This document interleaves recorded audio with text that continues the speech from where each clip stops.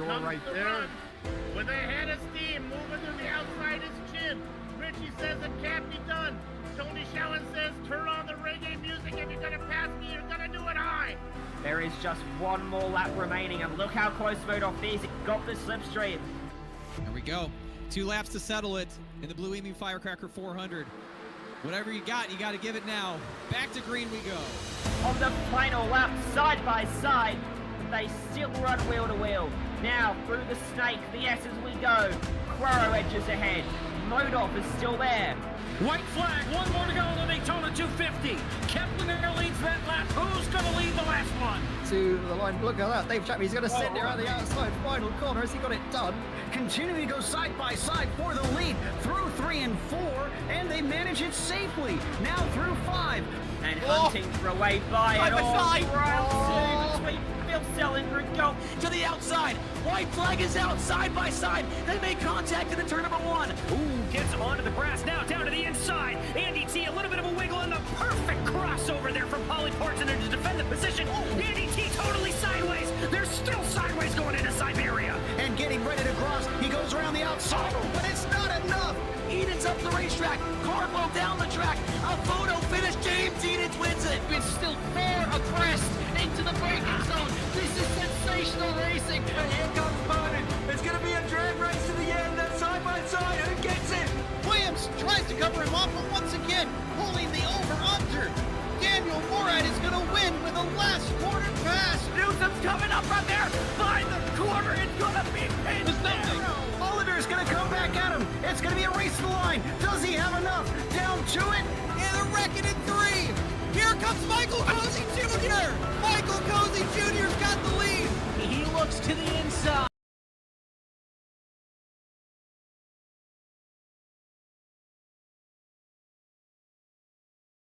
He's opening the door right there. Run. With a head of steam moving to the outside his chin. Richie says it can't. Welcome, race fans, to the Full Send Friday right here on the Racers Elite Network, powered by iRacing. And everybody, welcome. Time zones. We are live here at Talladega Superspeedway for round number 2, the Draft Wars 75, right here at Talladega Superspeedway. For 75 laps of high-speed, bumper-to-bumper NASCAR truck mayhem in the heart of Alabama. The engines are screaming, the fans are on edge, and the racers are ready to throw it all on the line. This track is legendary for drafting, speed, and pure chaos. Today's massive banking will test every driver's courage and strategy. And with the trucks packed nose to tail, one small mistake can set off a chain reaction. Expect big blocks, big slingshots, and high-octane battles all race long. Joining me in the booth tonight is the man who doesn't just live for chaos. He hunts, he thrives in every wreck, he laughs in the face of danger, and makes every single lap feel like a full-throttle, adrenaline-pumping, edge-of-your-seat heart attack. The unstoppable, uncontainable, the one, the only Dakota LaRue. So buckle up, race fans, get ready. The green flag is almost here, and it's getting ready to time to send it, to push it, to dominate the draft. This is the Full Send Friday, powered by iRacing, and it all starts right now with the Draft Wars 75 here on the iRacing Network. And as I said, we have Dakota up here in the booth. Dakota, what are you expecting in today's race? I'm expecting a lot of side-by-side, potentially even 3-wide action, as these drivers had really been putting it on the line the past few races we've been on the broadcast here with Racers Elite, and, you know, very clean racing. I honestly expected to go flag to flag here with some wild moves. Yeah, definitely. And talk about some wild moves. Do you care to go ahead and take us through our weather, just so that we can get a general idea of what our weather is looking like today? Yeah, I mean, the air temp's about 74 degrees. We got 56% humidity, which will kind of choke these trucks up and slow them up a little more than people would, you know, kind of think. And then the track temp's a nice, crisp 80 degrees, which is perfect for pushing. as these drivers are going to have about the perfect amount of grip, as much grip as they possibly can out of these tires. And we do got a little bit of, a little bit of wind, about 3 miles an hour. That shouldn't affect the drivers too much. And, speaking of other things for race info here, we do have one fast repair, 80% fuel, and unlimited tires. Yeah, that is absolutely chaos there as we're getting ready to go over into our qualifying session. Real quick, before we get to our qualifying session, let's go ahead and take a look at our season schedule right here. Again, we are here at Talladega Superspeedway. Last week, these drivers were at Echo Park Speedway in the Xfinity cars, and Kensley Smith came out on top there. So we're looking to see if Kensley Smith can do a repeat here at Talladega, and then you guys get ready. Next week, we're going back to Daytona International Speedway for the NASCAR Gen 6 cars as they tackle that high bank over there for 80 fast, heart-pounding laps over there. I am absolutely excited to get this thing underway here today, and so are some of our competitors as they are heading out to the racetrack. So let's go ahead and catch up here with a couple of our drivers.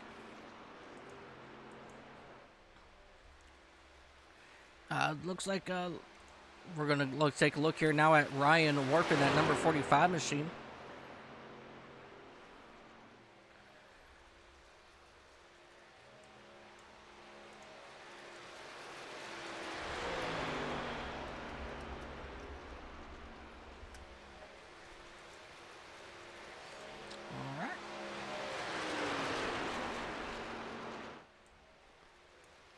The bad part about doing an update to your computer is it messes with all your sound settings on iRacing.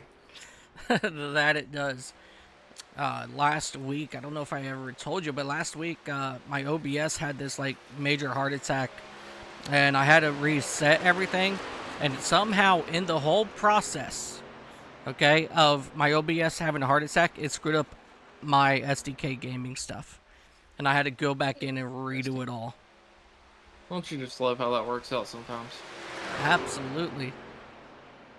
As I'm on board with the 53 at the moment, and he is doing a Veterans Outreach paint scheme, and it's a very beautiful paint scheme, by the way.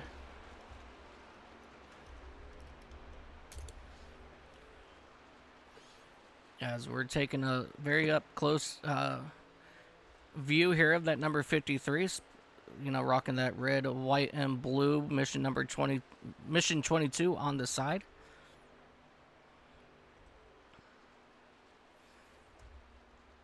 And let's go ahead and take a look at some of these paint schemes while these drivers are underway, as we're actually going to wait for some of them to load in. So we got a JB Harrison here in the number 90 truck, rocking some Krispy Kreme donuts, getting ready for this holiday season. Number 42, he's got Starlink attached. Something pretty cool is I get to see Starlink rockets get taken off almost every day out here in Florida, which is pretty cool.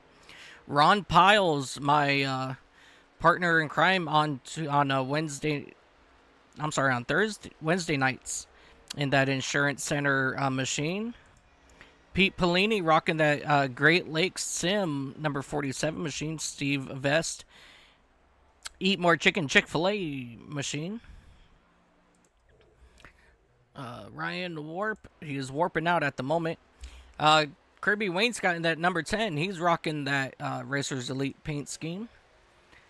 Barry Nelson in that number 28 Texaco machine.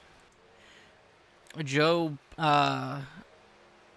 Bonner in the number 53, I think we've already looked at here. Mikey Allen, he's rocking that Maker's Mark machine.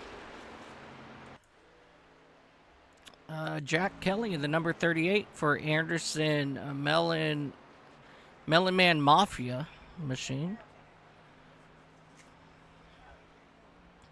Steve Vest, just seeing who I haven't got it here yet. The number 49 of Robert Richardson, he is rocking that Marvel paint scheme.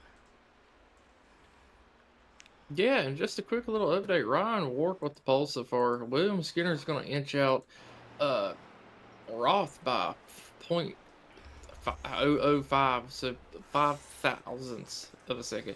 But Stidham just came in only 1,000 behind Skinner as well. And then, you know, for 5th place, it's only 3,000ths of a second. I mean, these drivers are really close on lap times right now.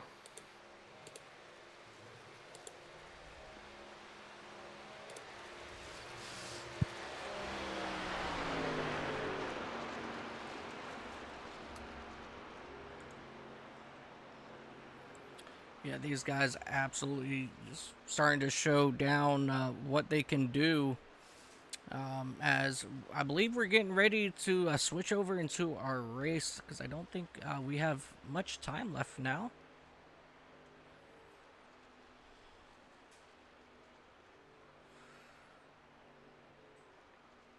I believe we still got about 4 minutes left in qualifying. Okay, so it is a 10-minute qualifying. Well, my stuff, it didn't update on me here, so... Yeah, mine isn't either. I'm kind of using the typical iRacing background as I'm not producing tonight, so I'm able to do so. Yeah. Yeah, unfortunately, one of the things with... oh, you know what? I wonder if I can do this data. Give me 1 second, actually, because I just dawned on me that I can actually pull some data here.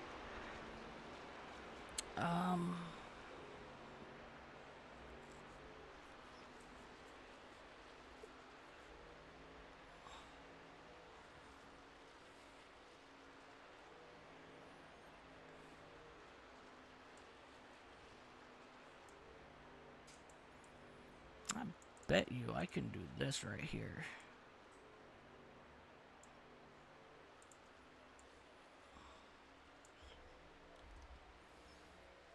Hit that right there. No.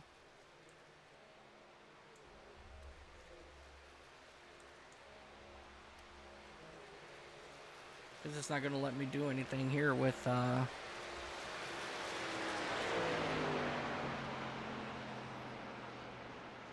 it's alright. I got you as my timekeeper. How about that?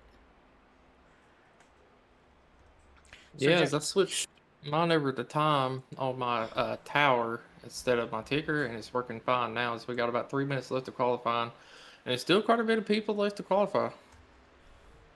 Yeah, let's come back up here and catch up here with Rick Kennedy Jr. in that number 97 Valvoline Chevrolet. He's got a beautiful little paint scheme going on there. I absolutely love it.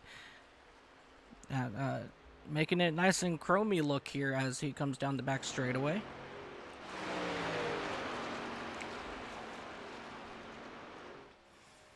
David Davis in the 777 machine. He's made his way around the track one time already, as he is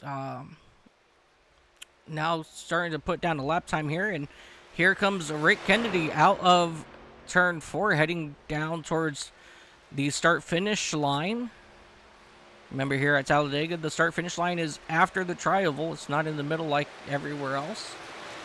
And that's going to bump him all the way up to that 15th spot with a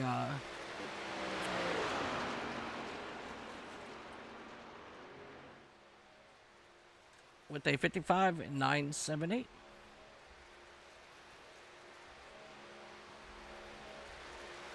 David Davis just threw up his lap time, jumped him all the way up to 3rd with a 55.093. What an incredible lap time there for him.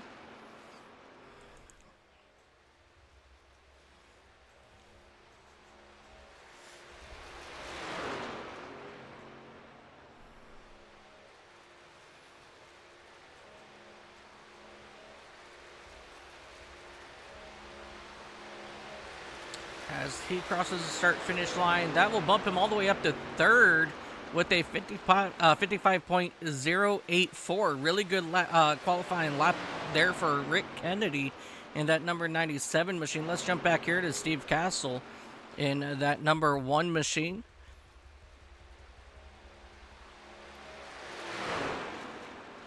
As he's going to come on out of turn number 4 and make his mile drive all the way down to the start-finish line.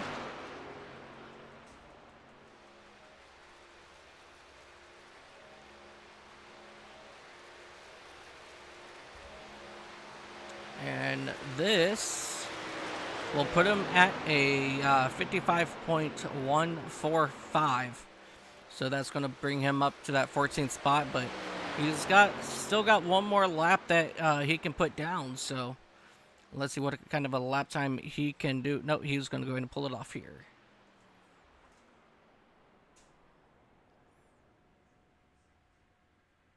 No surprise that we have quite a few drivers that haven't made a start here as we will finish up qualifying. Andrew Teft, Brett Bray, Rob Yost, Kyle Hess, Alan Carter, Kensley Smith, Timothy Eisburn, Terry Fennell, Trevor Fetzig, and Brett Bray. They all did not put down a qualifying time. So let's go ahead and now take a look at our starting grid for tonight's race. And as I said, starting on the pole, it's going to be Ryan Warp in that number 45, and to his outside, it's going to be David Davis in that 777 machine. Steve Vest and Rick Kennedy, they will share row number 2. Robert Richardson and Pete Polini, they will share row 3. Jack Kelly and William Skinner, they will share row 4. Row number 5, you have Jonathan Stidham and Aaron Roth. And Barry Nelson and Kirby Wainscott will share row number 6. Row number 7, you have Joe Bonner. I'm not sure if that's actually Bonner or Boner. I'm not sure. But we're going to go with Bonner for now until he tells me different. Steve Castle will join him on the outside of row 7. Row number 8, you got J.B. Harrison and Mikey Allen. Ronald Piles and Andrew Teft, these guys will share row number 9. Row 10 is going to be Rob Yost and Kyle Hess. Alan Carter, Kensley Smith will share row number 11. Row 12, you got Timothy Eisburn and Terry Fennell. And to round out your field, you're going to have Trevor Fetzig and Brett Bray. And at this time, ladies and gentlemen, our drivers are lined up on the racetrack. We are ready to go racing.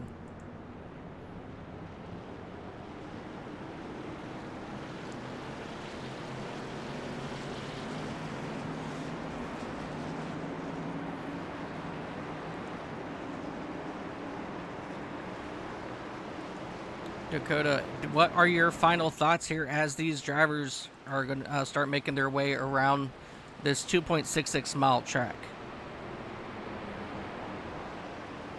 Final thoughts?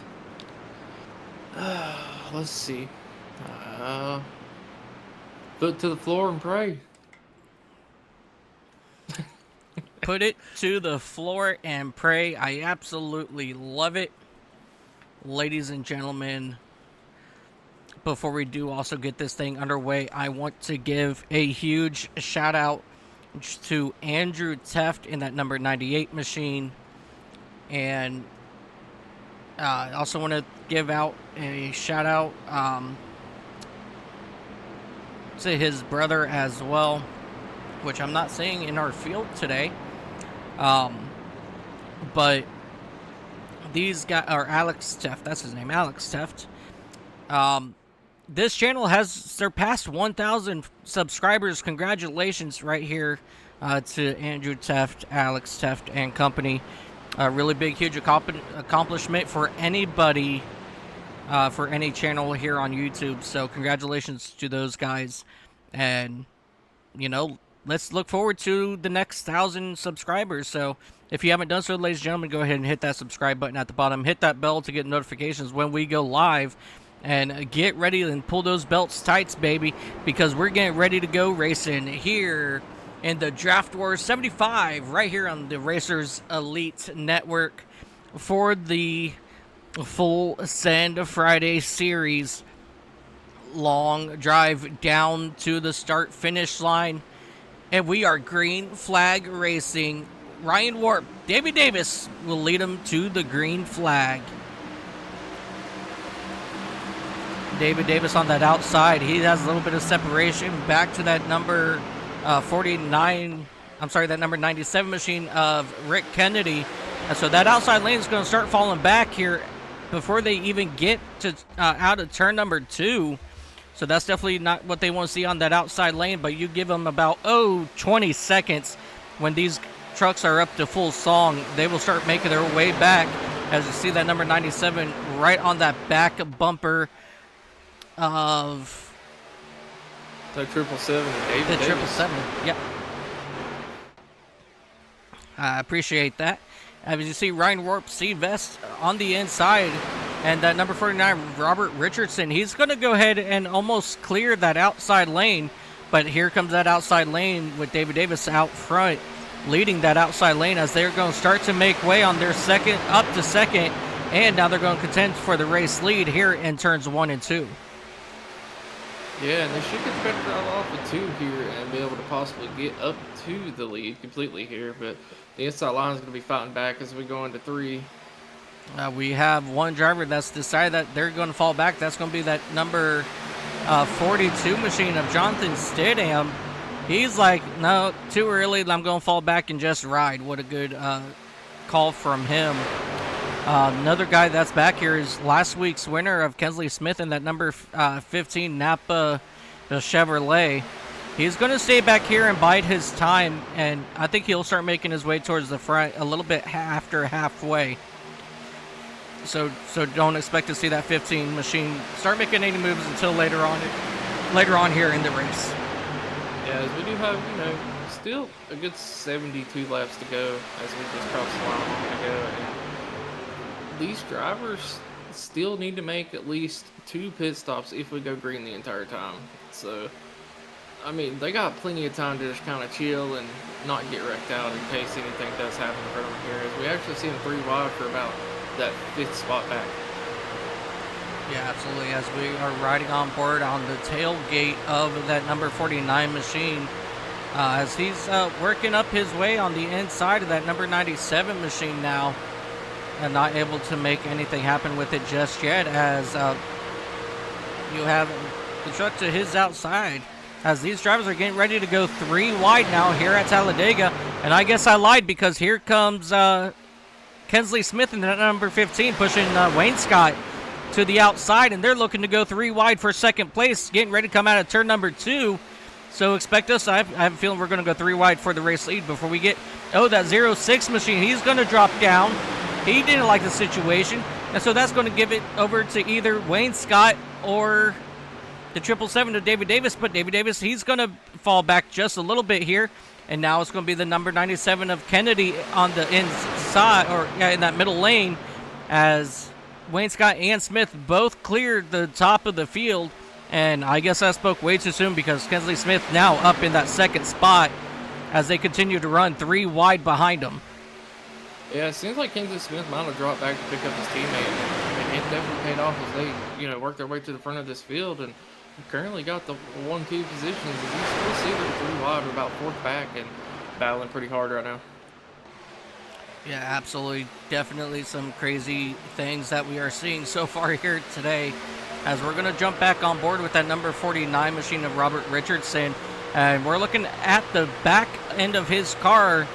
And we're looking at Jack Kelly in that number 38 Bud Light machine, as he's trying to hold off all these guys behind him who are running 2 and 3 wide behind them. And so, I mean, things are about to get really interesting up here.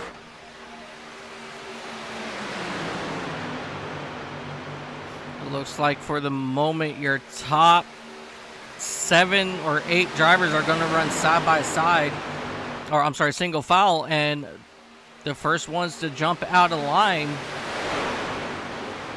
is going to be that number 90 machine of J.B. Harrison in that Ford F-150. And he's looking to try to make some moves here on the outside of that number 83 machine of Rob Yost Jr. But so far, no one's really helping him, but he's holding his own on that outside lane so far.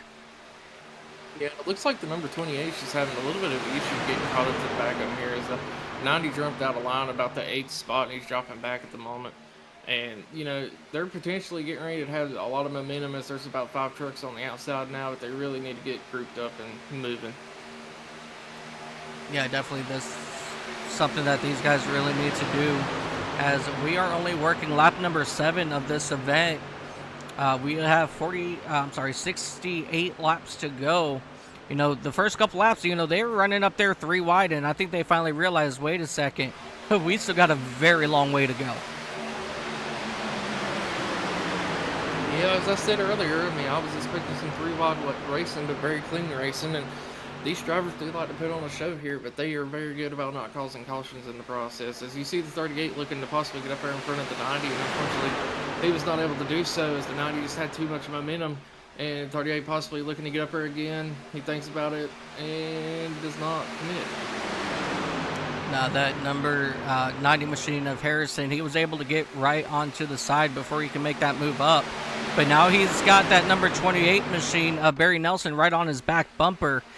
You know, he's a good pusher that you want behind you here as well. So, you know, so just look for those 4 trucks on that outside lane to start moving their way towards the front, as long as they can stay better nose to tail. Yeah, and with Kinsley getting a win last week, it could be quite possible that he does try to decide to finish second here and push his teammate to a win this week, theoretically. But he's such a good pusher and such a good front runner at most of these super speedways. He's always in the front here. Yeah, absolutely. You know,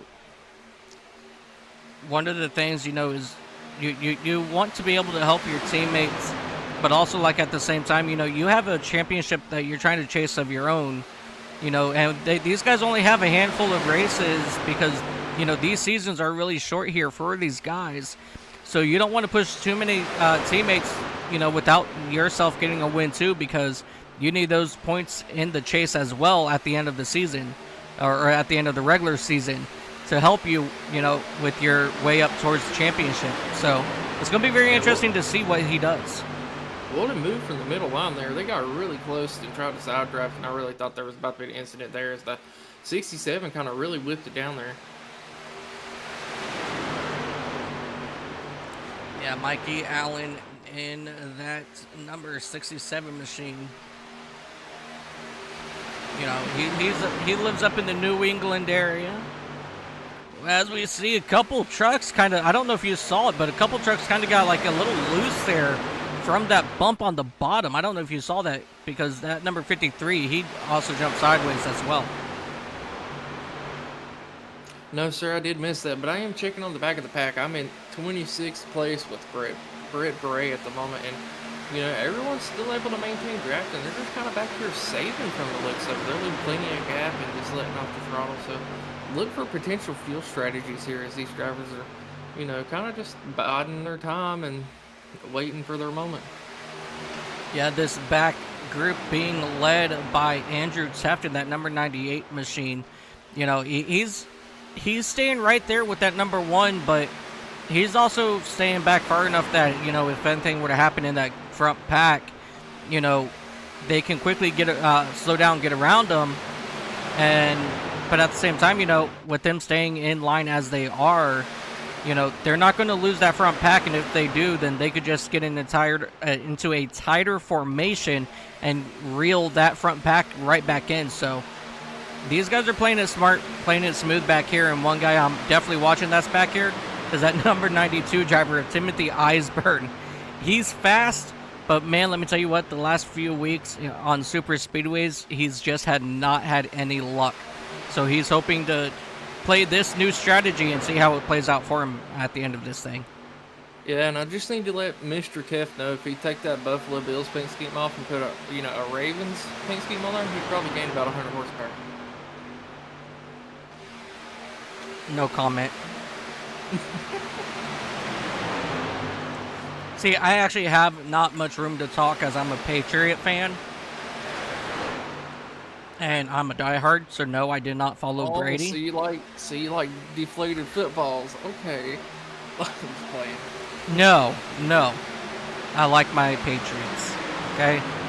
I stand behind my Patriots. Just like I stand behind Chad Knaus and Jimmy Johnson back in 2006 when they got caught cheating. I'm just saying. Or was that 2008? I don't remember. I'll stand behind the Ravens. They're not having the best season this year, and, you know, they're still my team. But at least we can all agree Cowboys suck. Just playing. had to throw that in. Yeah, I absolutely love the Cowboys, and you know, just because everybody hates them, I gotta love them because you know what, they're a pretty decent team. I mean, like, yeah, they're starting to come around. They're doing a little bit better the past few seasons than they have in the Yes. past, and I mean, there is potential for them to actually get a run towards the playoffs before too long, I think. oh yeah, definitely. You know, and my final thoughts on our football talk here. My heart and thoughts do go out to the Dallas Cowboys.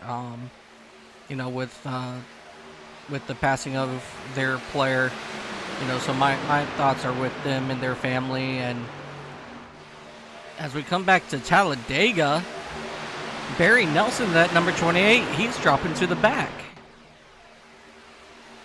Yeah, and you know, I also want to take a moment to point out, if you look at the banner on our leader at the moment, if we could point that out, that is not a sponsor, but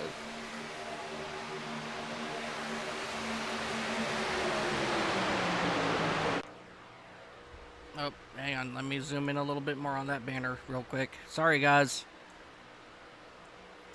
Whee! Oh, okay. Yep, Jerry Macy, his fight is my fight. Kidney disease awareness. One of our wonderful broadcasters, one of our racers, found out that their dad has kidney disease a couple weeks ago, and you know, this is all about Jerry Macy and his fight, you know, against kidney disease. So Jerry, your fight is our fight. We are right here with you, and definitely a lot of thoughts and prayers with you. As we're going to come back to the race in action, because here comes that outside lane being led by Mikey Allen. yeah, as you see a third truck jump up, trying to make it 3 wide, but no one following to help him, and I got a feeling he's going to drop back very quickly here. As the 67 is doing a wonderful job of leading this line, of Mikey Allen trying to get up here to the 10 that Kirby Wainscott at the moment. And it looks like he's actually going to be able to get around him and possibly even lead this lap, as he has so much momentum coming out of the core.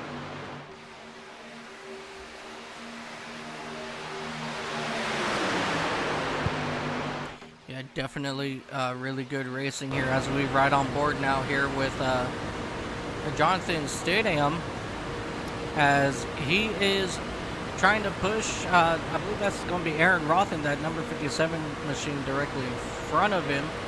I think that's who that is. As, yeah, Roth in the number 57, you know, they're doing, look at them making their way to the front of this field. Things got a little bit, you know, interesting, because there you see that number 42 machine now. He's on the outside falling to the back. And here comes that number 37 machine trying to pick him up now of Alan Carter. Alan Carter really wants to run that outside lane, so I think he finally, nope, he's going to ditch him as well. That's very interesting. Yeah, but, you know, Kirby Wainscott and Kinsley Smith working so well together to keep this inside line going, as they're not necessarily pushing as hard as they can, but every time that outside line catches up, they do a lot of bumpers, just maintain their, you know, momentum to keep the lead here. As you see the outside line making another hard charge, led by the 67, being pushed by the 57 of Aaron Roth here, and I got a feeling they're going to have another good run coming out of turn 4, and possibly to try to lead a lap here. Yeah, definitely, you know, that number 67 machine, you know, Mikey Allen, you know, he's been fast, you know, here in the super speedways. You know, he kind of like bides his time, you know, for sure. He's one of our silent racers who don't really like to come up and make too much noise until near the end of the race. So seeing up here only on lap 18 is actually very surprising. Yeah, and that outside line is just having so much trouble keeping it together. As you see about the third and fourth truck back, they're just struggling to keep it in line, and it's just causing them to lose so much momentum. I mean, there's so much potential on that outside line right now to get such a good run and get a lot of these people in. Yeah, definitely. And I mean, these 3 trucks on the outside, they can do it, but they need to get into a tighter formation, and ultimately that's what it boils down to. But with that third car on the outside, they're always stepping out. You know, it's going to be definitely a lot harder to get them into some sort of rhythm there. Yeah, as you see, the third truck went really high. It looks like he's trying to drop to the back of the field here, potentially smelling a wreck or something coming, but it's just going to slow him down even more as this inside line's just working so well together. No one's really trying to get a run towards the front. They know they have plenty of laps to, you know, make it work here. Yeah, definitely. So that number 90 machine, JB Harrison, he fell to the back, and that's going to leave that number 67 and 57 of Mikey Allen and Aaron Roth all to their lonesome self on the outside for the moment. But here comes that number 83 of Rob Yost trying to make some noise up here. And he's getting a good push from Timothy Eisburn in that number 92 Hershey machine. So now we're starting to see Eisburn make his way towards the front.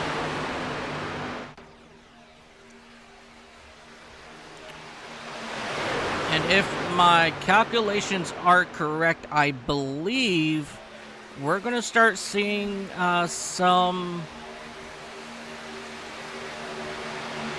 pit stops probably here within the next, I want to say probably between 4 to 7 laps, I would assume.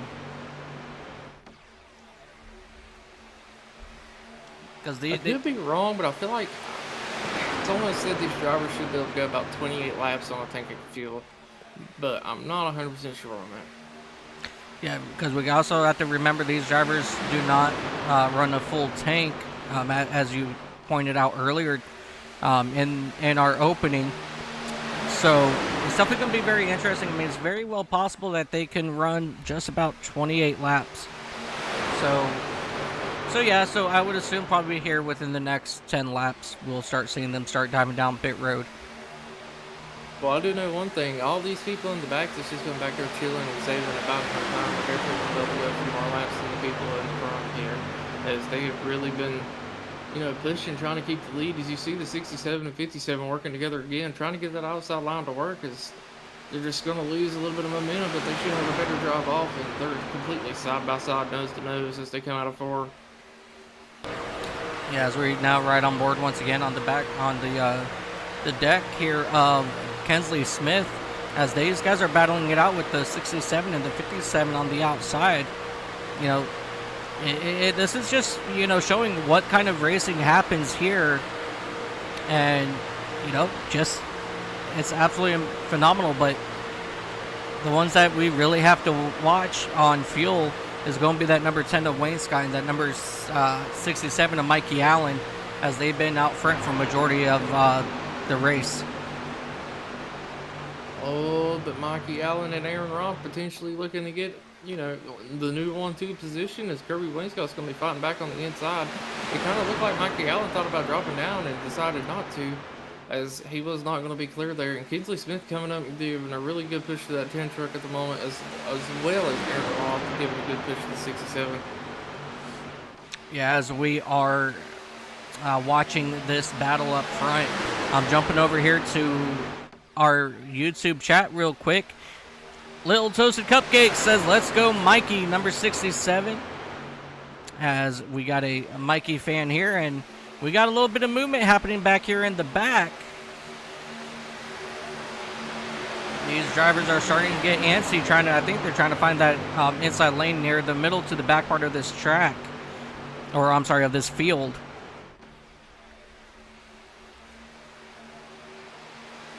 Man, that outside lane just needs, they need a better formation, because with these drivers, you know, being all over the place that you're seeing, it's not going to help them get out. As you see that number 15 push Wayne Scott way out into the lead by a couple truck lengths here.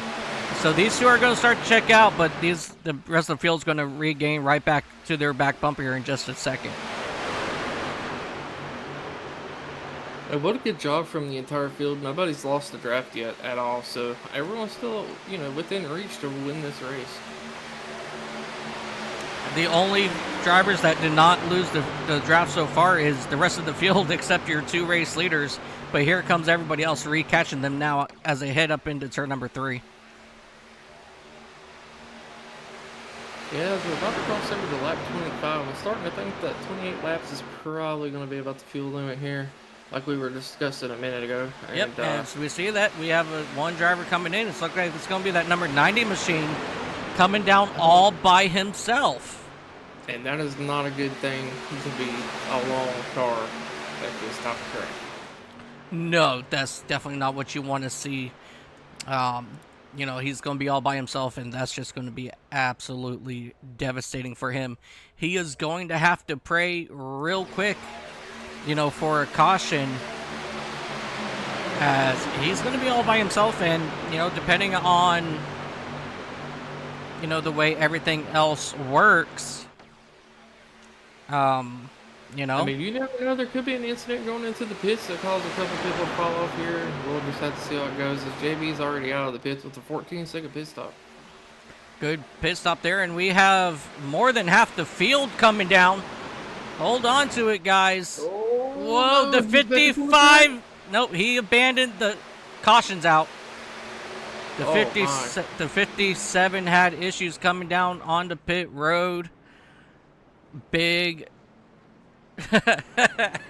You know who that's going to pay off for? JB Harrison is going to be your race leader. Man, that just benefited him like mad crazy. But we do have a few drivers that did get down on pit road before that caution came out. So he's probably not going to be the race leader, but he's going to be up there in the top 10.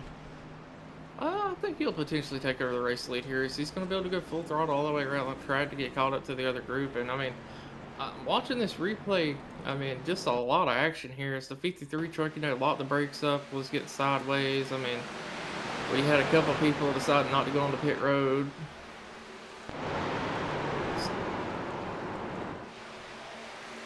Oh, nowhere for that number 68 machine to go. And that would be Ronald Piles there.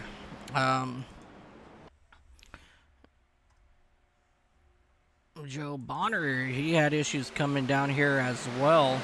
And that number 53 machine, he's going to, as you see, one truck got sideways and actually got up in the air.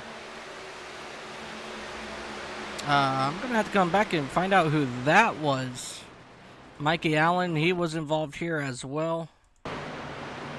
Oh, he got hit. So Mikey Allen in that number 67 machine is the one that got up into the air and slid back onto the racetrack. Luckily, nobody hit him after that. So real good luck there for Mikey Allen. And, you know, let's go back and let's ride on board with Mikey Allen in this. Hold on a second. I see something interesting I got to look at. What's going on back here? Whoa. I think the 67 was out of fuel as he was being pushed into the pits. He was being pushed to the pits? Yeah. By Aaron Roth, actually.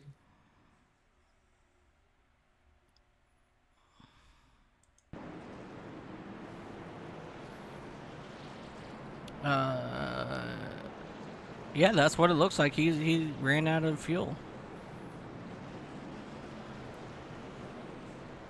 As you see, everybody's going to go ahead and get around these two drivers, but that's right there. That's really good sportsmanship. You know, we're still, you know, we're still early in this race. Well, probably about halfway now. You know, so that right there, that's really good sportsmanship coming from that number 57 machine. You know, those two have worked very well all day today. And so the 57, you know, willing to fall all the way back. And the 57 is Aaron Roth. I want to point that out. You know, just what an incredible guy he is, like all around. He will do stuff like that, you know, even in official races, I've heard. So, you know, seeing something like that come from Aaron Roth, it's no surprise. Kirby Wayne Scott, he had to jump to the pits.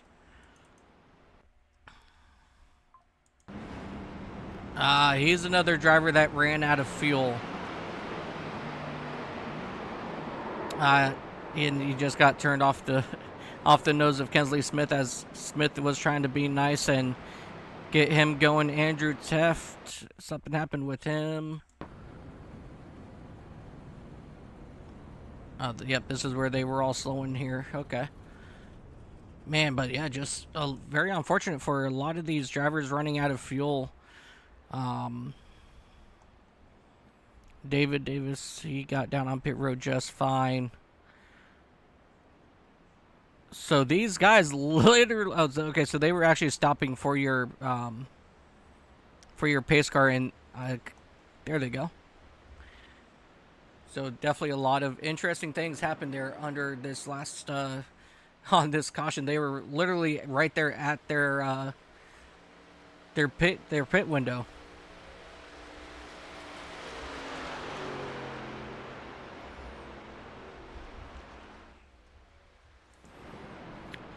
All right, so we're going to line them up, get them ready to do it again as they hit the backstretch with the lights off on the iRacing pace car. JB Harrison was very lucky when that caution came out. That's going to put him up in that second spot. So definitely good there for him. Barry Nelson in that number 28 machine. He's going to restart on the pole spot here. Behind him, you have that 777 machine of David Davis. And to his outside is none other than Andrew Teft.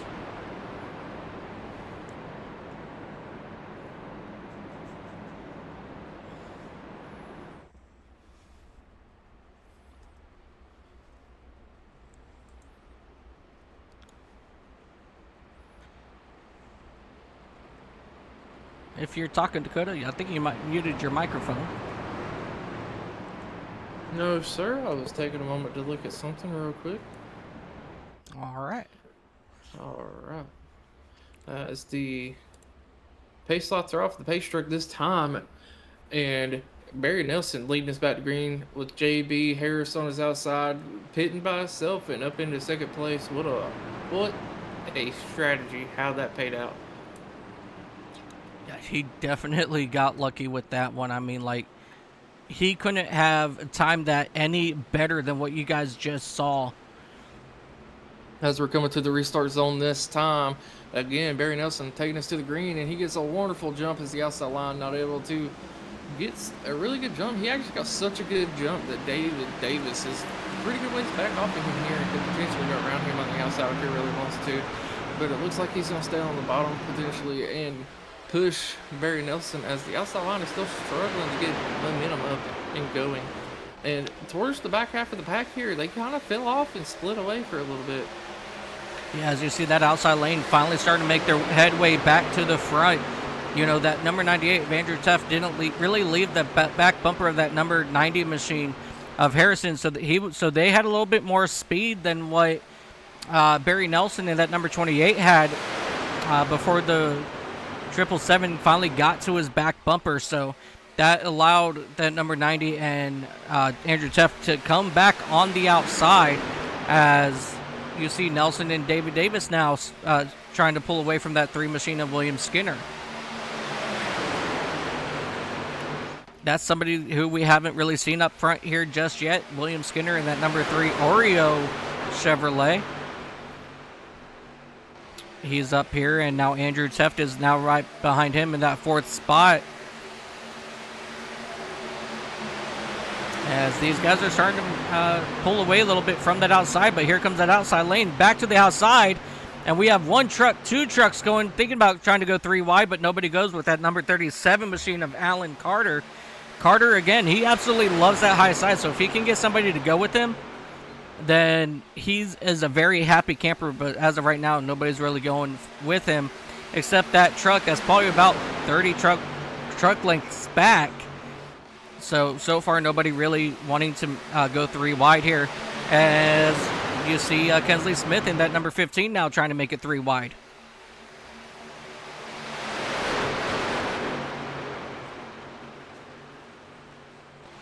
Jonathan Stidham now in front of your number 15 of Kensley Smith, as they lost, draft help from that number 37. I believe that was the 37 of And look at the run from the third lane as the 42 is going to rocket to the front of the field and possibly be able to drop down to the middle, leaving Kinsley Smith out the dry. Yep, he will leave Kinsley Smith out to dry all the way on that high side. Kinsley Smith is like, what the heck, man? But don't worry, he's got help right behind him from that number.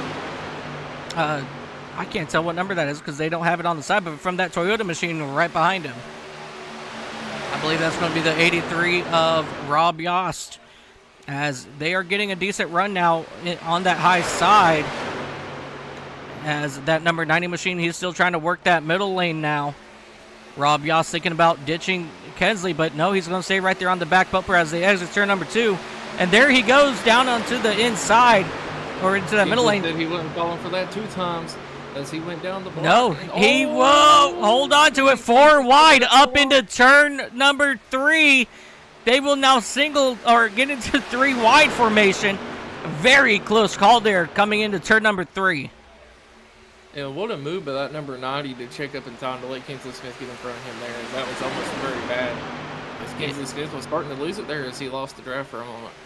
Yeah, that right there was really good heads-up driving by that number 90 of J.B. Harrison, as he will now sit as the 3rd truck on the in that middle lane. So definitely, that's somebody that you definitely want to be watching as he gets on the inside. Kinsley, he turns him hard up onto the wall. Kinsley Smith upside down onto his side. Big mayhem, unfortunately, there for these drivers. And it all started with the 90 trying to get a run on the inside of Kinsley Smith, sending Kinsley Smith up into the wall. That number 92 of Timothy Eisburn also involved. Man, that was just very unfortunate for a lot of these drivers. So I'm going to give a little bit of credit to the number 90 here, as the 83 was getting a little wiggly in front of Kinsley, and Kinsley kind of went up the track a little bit, and the number 90 kind of just followed the draft through and unfortunately got on Kinsley's inside as he was coming back down. Yeah, let's go back just a little bit here.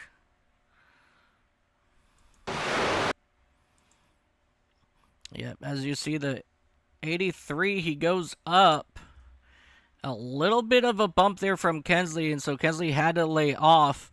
But the number 90, he did not lay off, and he just had that run on the inside. So I think this one's going to be 100% of a, just a pure racing incident. A lot of things just happening at once, and not much for that number 90 machine to do. As you see, Kinsley Smith getting airborne onto the wall there for a split moment, and then that 90 machine coming down, making contact. I hate to say this, but I really don't think Kinsley Smith got all that much damage from that. Like, he could have got a lot worse than what he did.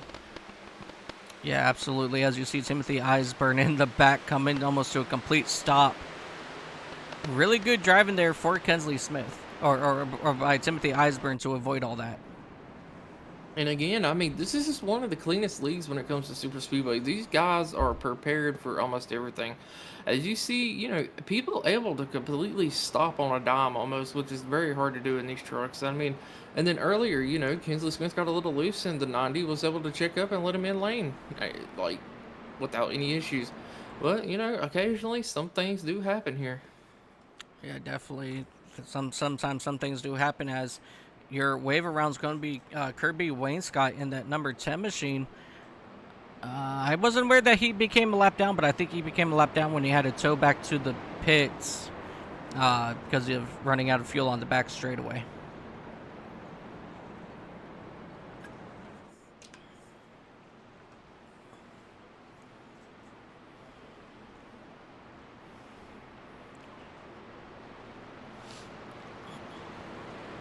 And while we are under this caution, ladies and gentlemen, I want to give out a big shout out to Chanel Pottle of Speed Zone Race Control. She does a phenomenal job as race control right here for the Racers Elite Network. If you guys are looking for a decent race control, or probably one of the best race control people you can find, hit up Speed Zone Race Control and definitely get in touch with them. As we go ahead and jump here to our chat over back here on our YouTube channel. Devil Charger says Dakota in the house. Yes, he is. Great broadcast team. Did the 98 crash yet? He will. No, not yet. It's not Roast, it's Yost. That's what I'm saying. Yost. Something like that. Yost. If he's got a fast repair, the 15 will come back and win.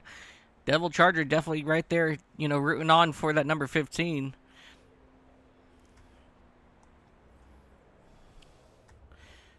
Yeah, so you guys just give it time. They'll come back swinging hard, and, everything's going to be just fine as we go ahead and come back and catch up with our race leaders.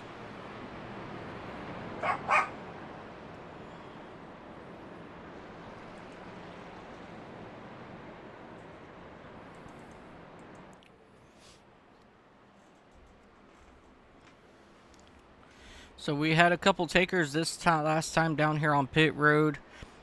Pete Pellini and that number 47 machine. Kensley Smith, he's still down here on pit road, getting damage repaired on his number 15 machine.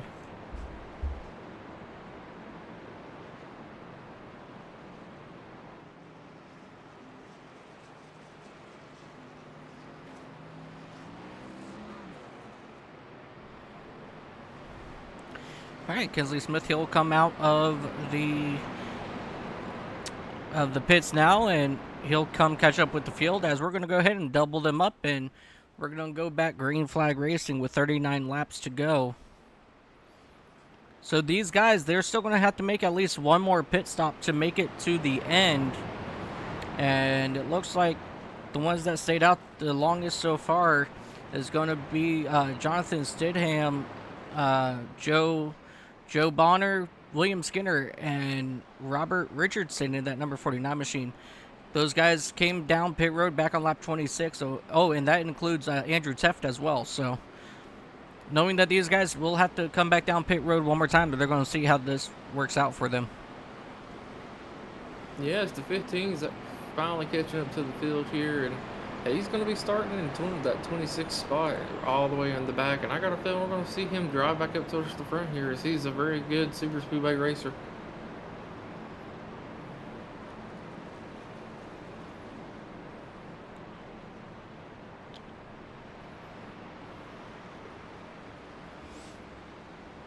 Yeah, that he is, as you guys saw, early on, he was all the way back there in the back, and then drafted his way up to the front within the first, I think it was about first 12 laps, I think it was. So definitely don't let Kensley Smith fool you as he catches the back end of the field here. Yeah, and with this, we're coming into the closing laps, and things are about to start getting even more exciting, because we've already seen some 3 and 4 wide action. What are you expecting as we're getting ready to come to the green? Oh man, we still got 39 laps. If I was out there, I would still be trying to bide my time, as I don't want to.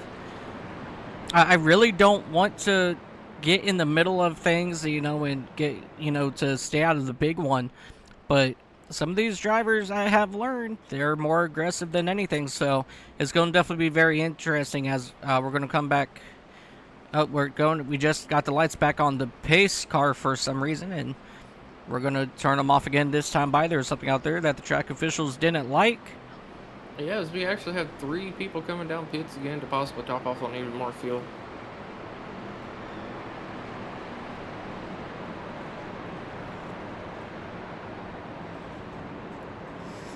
Yep, Pete Pellini in that number 47, Ryan Warp in the 45, and Trevor Fetzig, they're all going to come down.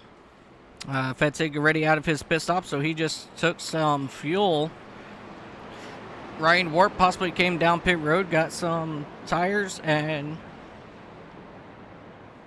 Pellini in down there with the 26-second pit stop, so trying to repair probably some damage on that number 47 machine. And these drivers will catch up to the field here really quick, as they're only coming out of turn 2, so they will be lining them up to do it all over again.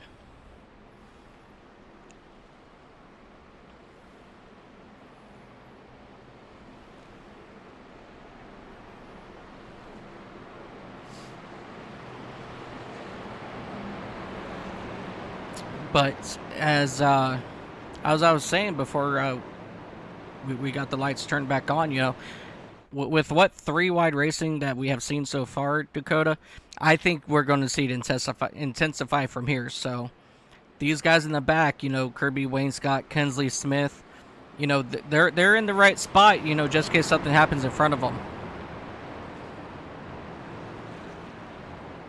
Very true, but I think the best position to be is, you know, in the very front, as that's the least likely chance of you getting any issues here. So the 42 getting ready to lead us back to green this time as the pace lights are off on the pace truck, and we are about to be coming through the tri-oval. Yep. Fred is bringing down that pace truck back down to the pit lane. Long way for Stidham, Bonner to the restart zone after the tri-oval. And we are green flag racing once again here at Talladega Superspeedway. That time, Stidham and Skinner stayed right nose to tail. So really good start for those guys, as that number 53 is going to start coming back on the outside, being pushed by, I believe that's Robert Richardson, and that number 49 on the outside lane. Yep, he's going to get a good push here from Richardson, and they're going to now start taking the race lead here down the back straightaway. Joe Bonner now out front, and Richardson, he's still trying to clear that 42, but here comes the 42, and Skinner back hard on the inside now.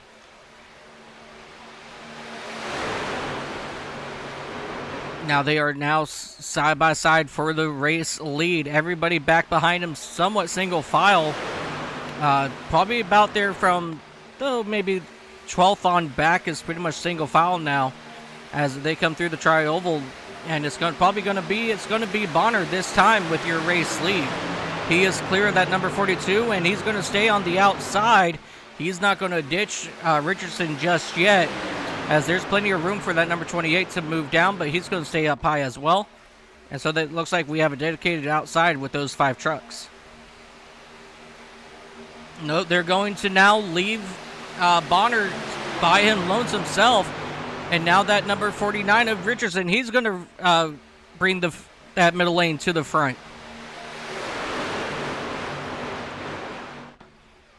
Look like possible slight contact there between Bonner and Terry Fennell in that number 50 machine. Fennell, someone we haven't really mentioned here today as well, he snuck his way up to that 3rd truck on the outside as they get way squirrely. And here comes that number 53, Bonner, back onto the inside of Fennell, as Fennell's going to try to pick up the outside of that number 67 machine of Mikey Allen, who's getting a good push from Kensley Smith, but that outside lane kind of just dissipated there for a split second.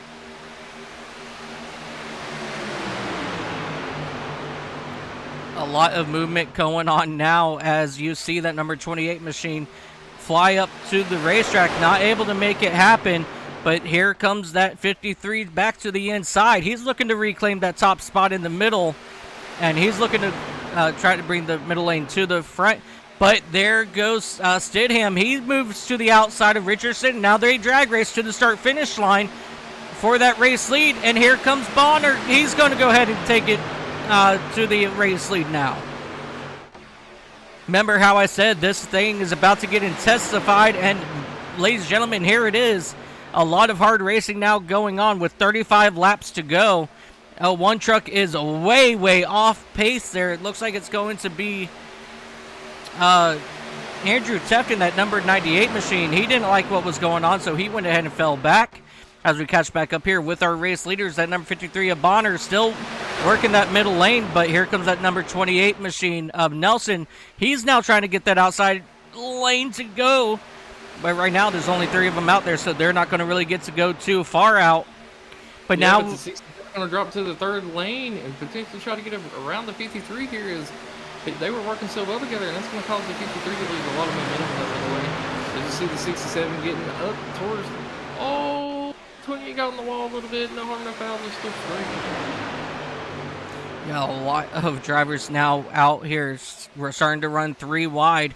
These guys can do it comfortably, as you see Kensley Smith go down to the inside. He's now that 6th car on the inside lane as they continue to run 3 wide in front of him. And here comes Wayne Scott in that number 10 to get right behind Kyle Hess. And he's still trying to push Bonner back out to that front part of the field in that middle lane. And here they come, 3 wide for 2nd place now. Yeah, about to be 3 wide for the lead as the 28 is all over the back bumper of the 67 of Mike Allen. Here it is right here, ladies and gentlemen. We are now... Go ahead. Sorry. I'm excited!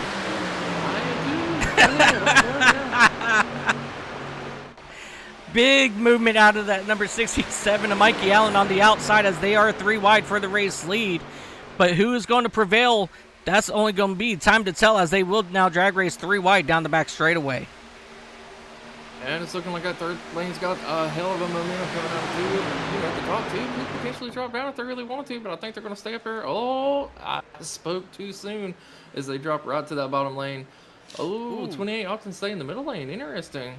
Yeah, that number 28 of Barry Nelson, he decided to stay in that middle lane. He's going to look forward to getting that race lead and take it away from Mikey Allen, who he helped get to the race lead to begin with. So he's going to go ahead and make it to the race lead, and he's going to drop low. But here comes that number 53 now to the outside of Nelson, as Nelson, he will lead a lap that time by. Yeah, and Joe actually gave Barry such a good push, he almost spun him. I don't know if you've seen how hard of a push he gave him, but Barry Nelson was having a lot of control there as his truck was all over the place. As you see the 53 mounting a charge on the outside being followed and pushed by the 86, and could potentially drop down if he wanted to, and I think he's going to in this last stop. As we ride on board here with Aaron Roth out of Milford, Nebraska. He's about that 4th truck in the middle. As you see, everybody now just getting a better run, and that middle lane kind of stalled there out of turn number 4.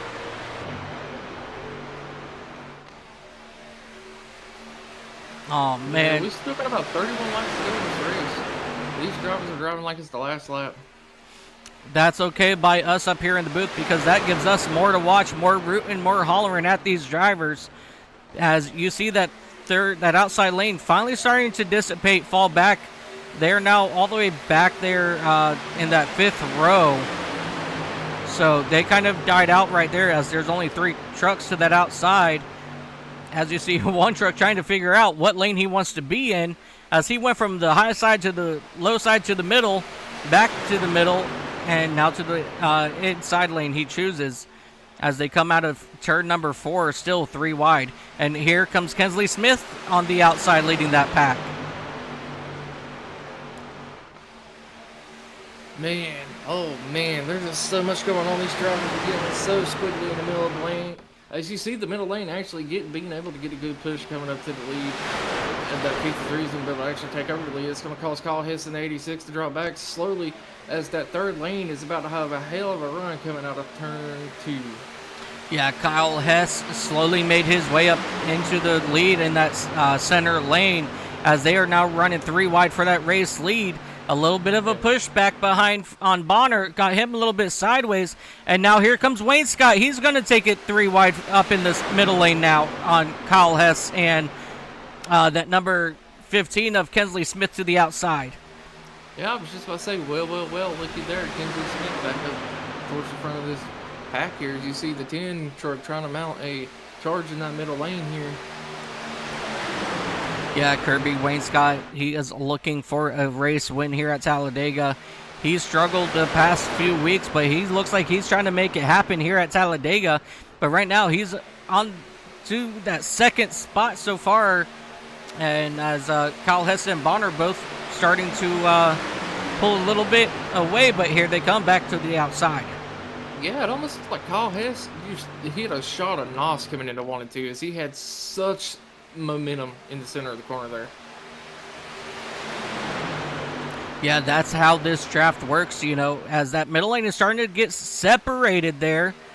So that's going to cause them to lose a little bit of speed, as Bonner is trying to keep Hess out front, but they're just too broken up on the inside.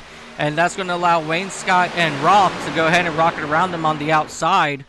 And so depending on what these guys can do to get themselves back into more single file formation, and get them tight back again, that's going to determine how far up these guys are going to get.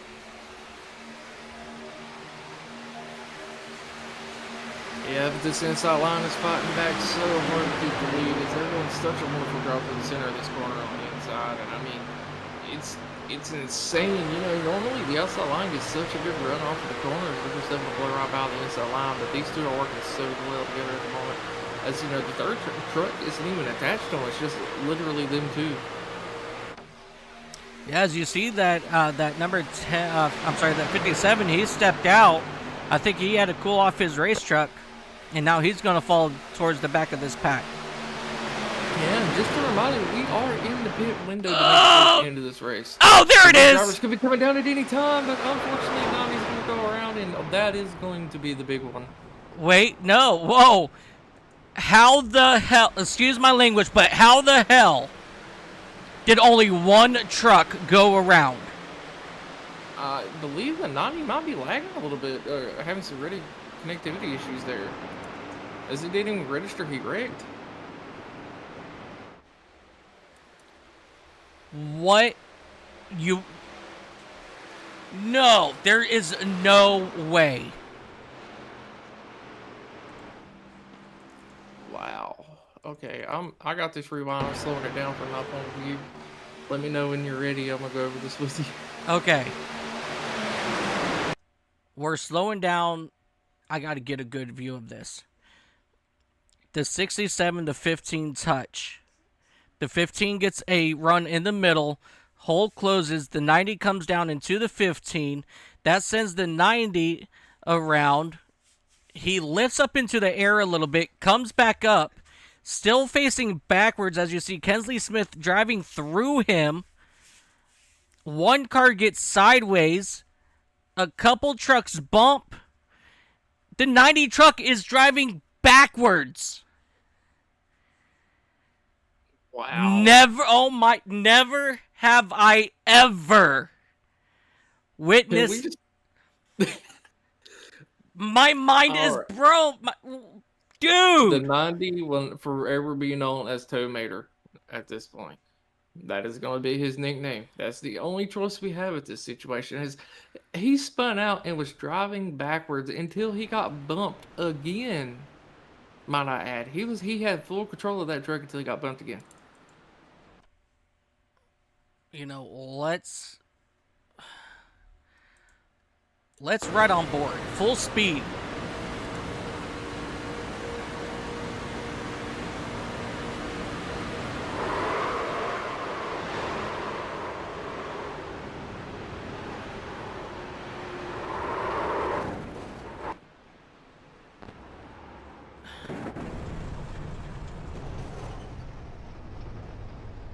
My mind is blown.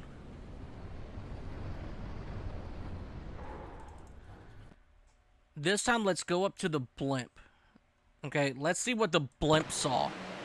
I mean, I'm just saying, from his cockpit view, you can literally see him wheeling that thing backwards and keeping it, like, going. Which is insane. So, two cars simultaneously spun out, but got themselves corrected thanks to two other trucks.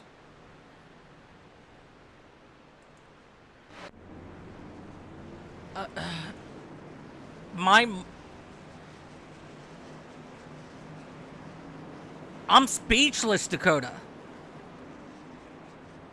Other than those two other trucks getting sideways and a little bit of, fender rubbing, nobody else fully spun out.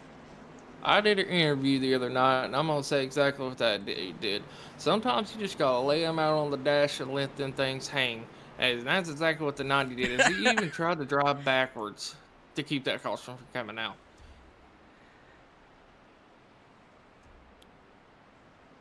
My lord.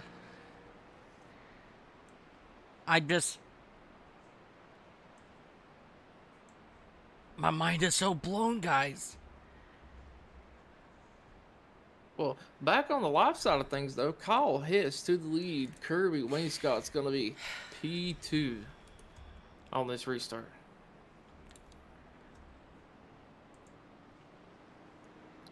And these drivers should theoretically have enough fuel to make it to the end of this race, so we will not have to do another pit stop. Yep, all these drivers did come down to get repair on their vehicles. We got JB Harrison, he's still down on pit road. I'm assuming that he probably got a black flag for causing the incident. As I believe our leaders have already pit, correct? Nope. So Chantel Pottle, she says she's going to leave that as a racing deal, and I fully agree with that.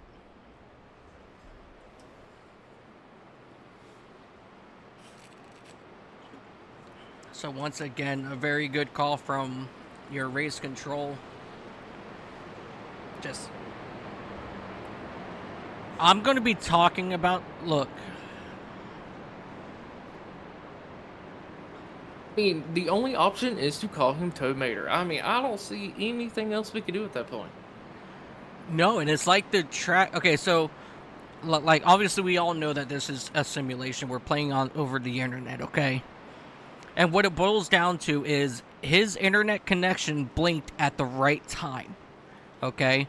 And so that allowed a couple things to happen. One, it allowed that number 15 driver to drive through him, and that sort of helped a little bit to keep him moving backwards. Two, what a phenomenal drive from JB Harrison in that number 90 truck for driving backwards after the connection came back. Okay, but my take is going to be, one, the 15 did get a little bit of damage there, so the net code was a little funky, but because he just now got out of pits. Two, that was the NASCAR gods themselves, knowing that man was going to wheel that car like that, allowing him to survive to finish this race. My mind is absolutely just blown. Coming back here, taking a look at our chat here. Bonner fans are here from Brianna Zimmerman. Hello, Brianna. Amanda says, let's go number 67. Come on, bro.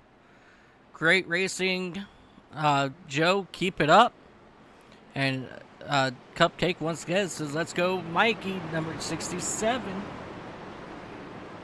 Mikey Allen doing a phenomenal job here as well. As we are getting ready to go back, green flag racing. Kyle Hess on the inside. Wayne Scott back on the outside lane. And here we go. David Davis and Barry Nelson, third and fourth. Green flag is back out here at Talladega Superspeedway. And there's David Davis still hanging tight to the back bumper there of Hess. But they got a little bit more separated. But here comes Barry Nelson. He's right on that back bumper of the 10. So just watch these two guys come out of turn number 2 with a good head of steam here. Yeah, if we do have another caution, these drivers on the outside lane are going to have to try to do a lot better to get a better restart here. But they are going to have the momentum coming out of 2 this time. As, you know, there's only 2 trucks on the inside line connecting, and we're seeing a lot of movement in the middle of the pack here. As they're currently going 3 wide for about the 10th place back. Yeah, as you see that number 37, and once again trying to work that outside lane. Carter, he wants to be out there, but nobody wants to dance just yet on these restarts. It usually takes them about 2 or 3 laps before they really start to go 3 wide, and by that time, Carter is all the way, back in the back of the field. So he has to rework his way back to the front on that outside lane. As that number 53 of Bonner, he's got shoved a little bit from that number 38 of Jack Kelly, but they were able to go ahead and get themselves single file here as they come through turns 1 and 2. And man, are they slicing and dicing in the middle of this pack right now, as they're all over the place, wiggling and getting really close to making some contact. As we still have about 21 laps to go as we cross the line for the next lap here. These drivers are going to really be putting it all on the line, trying to get to the front. Yeah, really good racing here so far.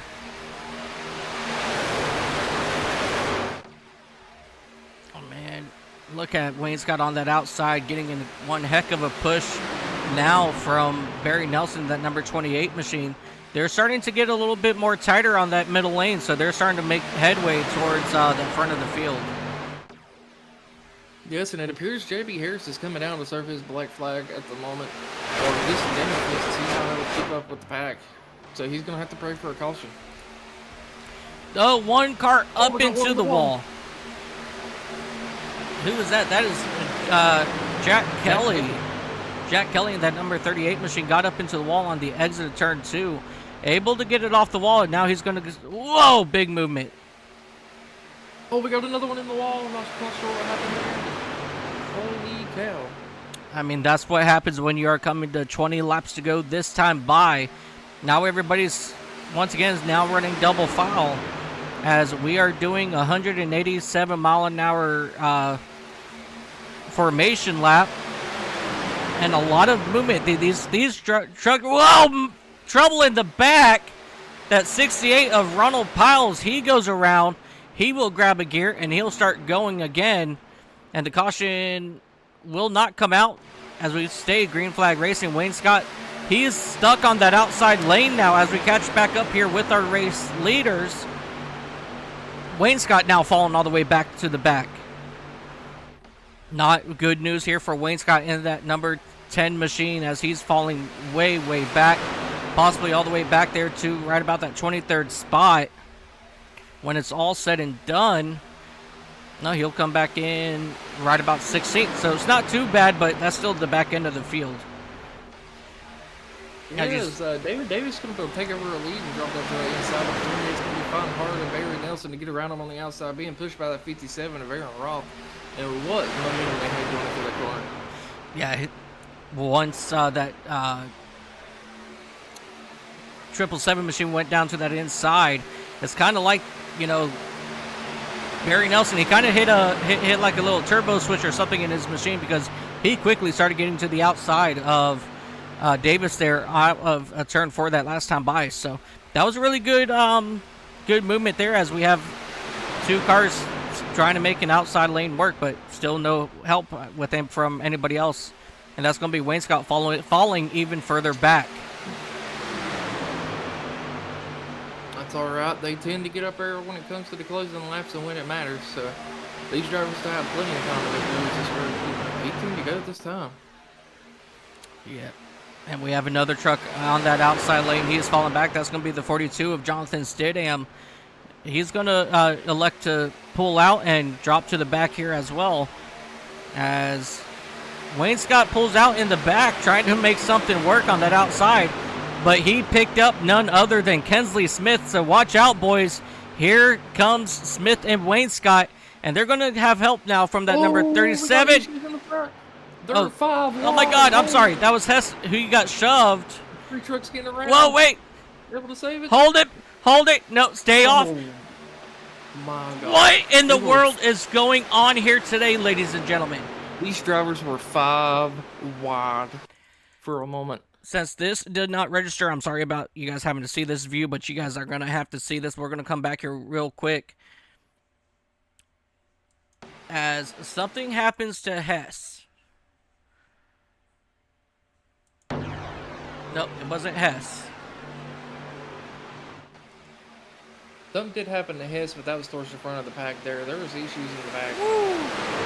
And look at these guys. One car or one truck, that's the 3 truck, completely sideways. Once again, facing forward. And everybody is still in one pack. We have a couple people falling further back. So Jonathan Stidham, Brett Bray, Rob Yost, he kind of lost the field. And then you got Trevor Fittig, Steve Vest, Kyle Hess now back here. And then unfortunately you got Ron Piles now all by himself. He's, you know, all by himself. But I mean, we still got 21 cars here in, 17 cars here in this front pack right here. And here comes Wayne Scott. Wayne Scott going to the 3rd lane, and Kingsley Smith's going to follow in behind him. And them 2 trucks are doing like really well to beat themselves and making a hell of a push on that 3rd lane. Yeah, but this is Kirby, Wayne Scott, and Kensley Smith. This doesn't surprise me that Wayne Scott fell back to find Kensley, And now here they are, now battling for the race lead, coming to 15 laps to go. And holy cow, what the movement I'm seeing in the middle of this front pack here is they're all over the place. They're slicing, dicing, going left, right, jerking the wheel every which way. And wow, the 37 just got really close to the 777. Yeah. It almost brought itself out. Yeah, these guys trying to make that side draft work. As you see, Eisburn, he's going to try to join that outside lane, but he's just too far back, not able to make anything happen just yet. But he's going to continue to stay right there in that draft, and he's going to slowly start reeling these two guys in. So we're about to have 3 trucks on that outside lane. But these... Woo, 37 and the 53. Oh! 777 don't go up to the middle lane here and get left out the drive by the 37. But the 37 having no help behind them. Oh, trouble! Oh. Trouble, there it is. Oh, and not good at all. Oh, hard contact up here. Kensley Smith is involved. The 47, the 45. Andrew Teft is involved. The 67. Oh, man, really good race cars involved in this one. Brett Bray in that number 17. Man, look at Kirby Wainscott. He is all torn to pieces. No, you're going to have to back up. No. And unfortunately for a couple of these drivers, I don't think some of them have fast repairs left, and I heard a couple motors blow, so. Definitely, very unfortunate for some of these drivers. Let's go back and take a look and see what happened to start all this pure chaos. And it all looks like Kensley Smith, he was one of the first ones involved. I think this one here is going to be better if we get a bird's eye view of it. That started up towards the front with them door banging, and unfortunately someone in the middle lane getting spun around, and just chaos ensued afterwards. Yeah, as we see here, up here in the blimp, the race leaders, all 3 of them, they tried to take the same real estate, but that just didn't work, and the 28 machine came up just a little bit, got into that car on the outside and right in front of Kensley Smith and Kirby Wainscott. So those guys involved. The 53 came back down across the 28. The 1 got a piece of it. The 777, he somehow managed to escape. The 47 involved. Oh man, a lot of good drivers here.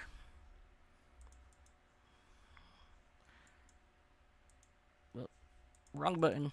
I apologize, guys. But just pure chaos taking form here.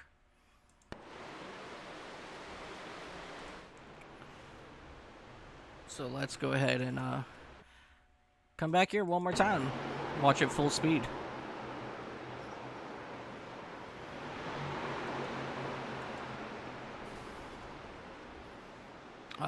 So that's what happened to Kensley.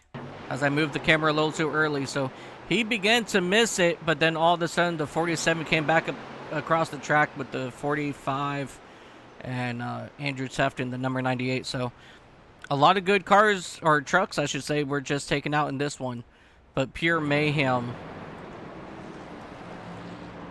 Just a little bit of a list. It seems Pete is going to be out of the race currently. We're going to have Ronald out of the race, Andrew Teft out of the race, Steve Vest out of the race, David Davis out of the race, Brett Bray out of the race potentially. Oh, no. There we go. For some reason, my thing was acting up. That was completely wrong. Kirby Wainscott looking out and still having a fast repair as his truck looks pristine and brand new. As I'm going to go ahead and jump up here into our chat while we're under caution here. Zach Howes, welcome in. Let's go, Kirby. Yes, sir. 67. Hell yeah. Eisburn Pace It from Shay Kolak. Welcome in.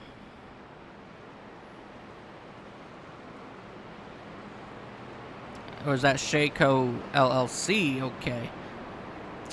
Mr. Tall, that was fun. I had too much damage. Decided to give them the field, not getting in the way of those fast drivers. Mr. Tall, speak. Who you? I believe that would be J.B. Harrison if I had to guess. Well, that's possible. As he did pull over earlier and drop down into the pits before that last caution. Yeah.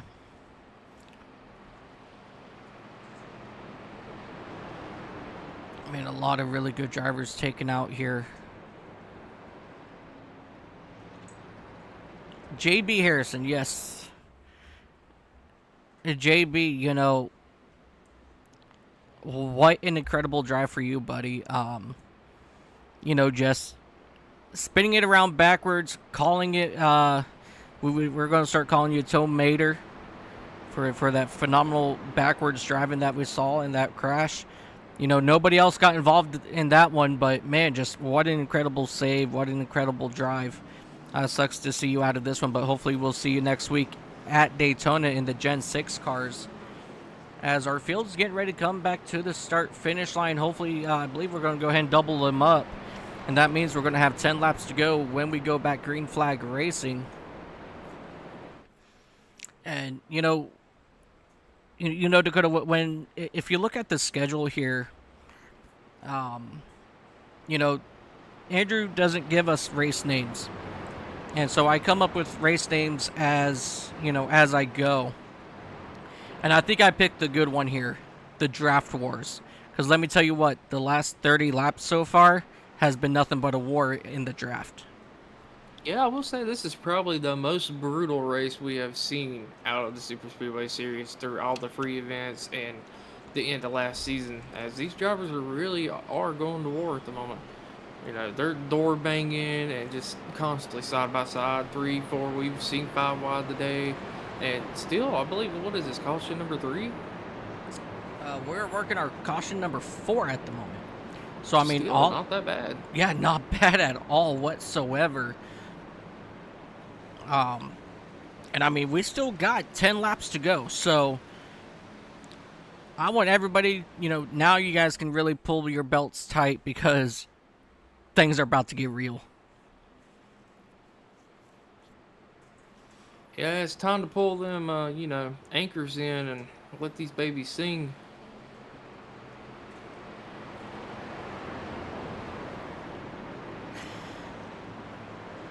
Okay, I'm taking a deep breath because I know it's about to get crazy.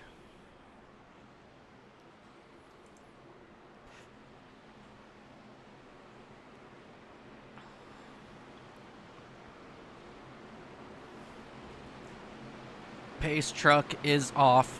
10 laps. Pure chaos about to ensue.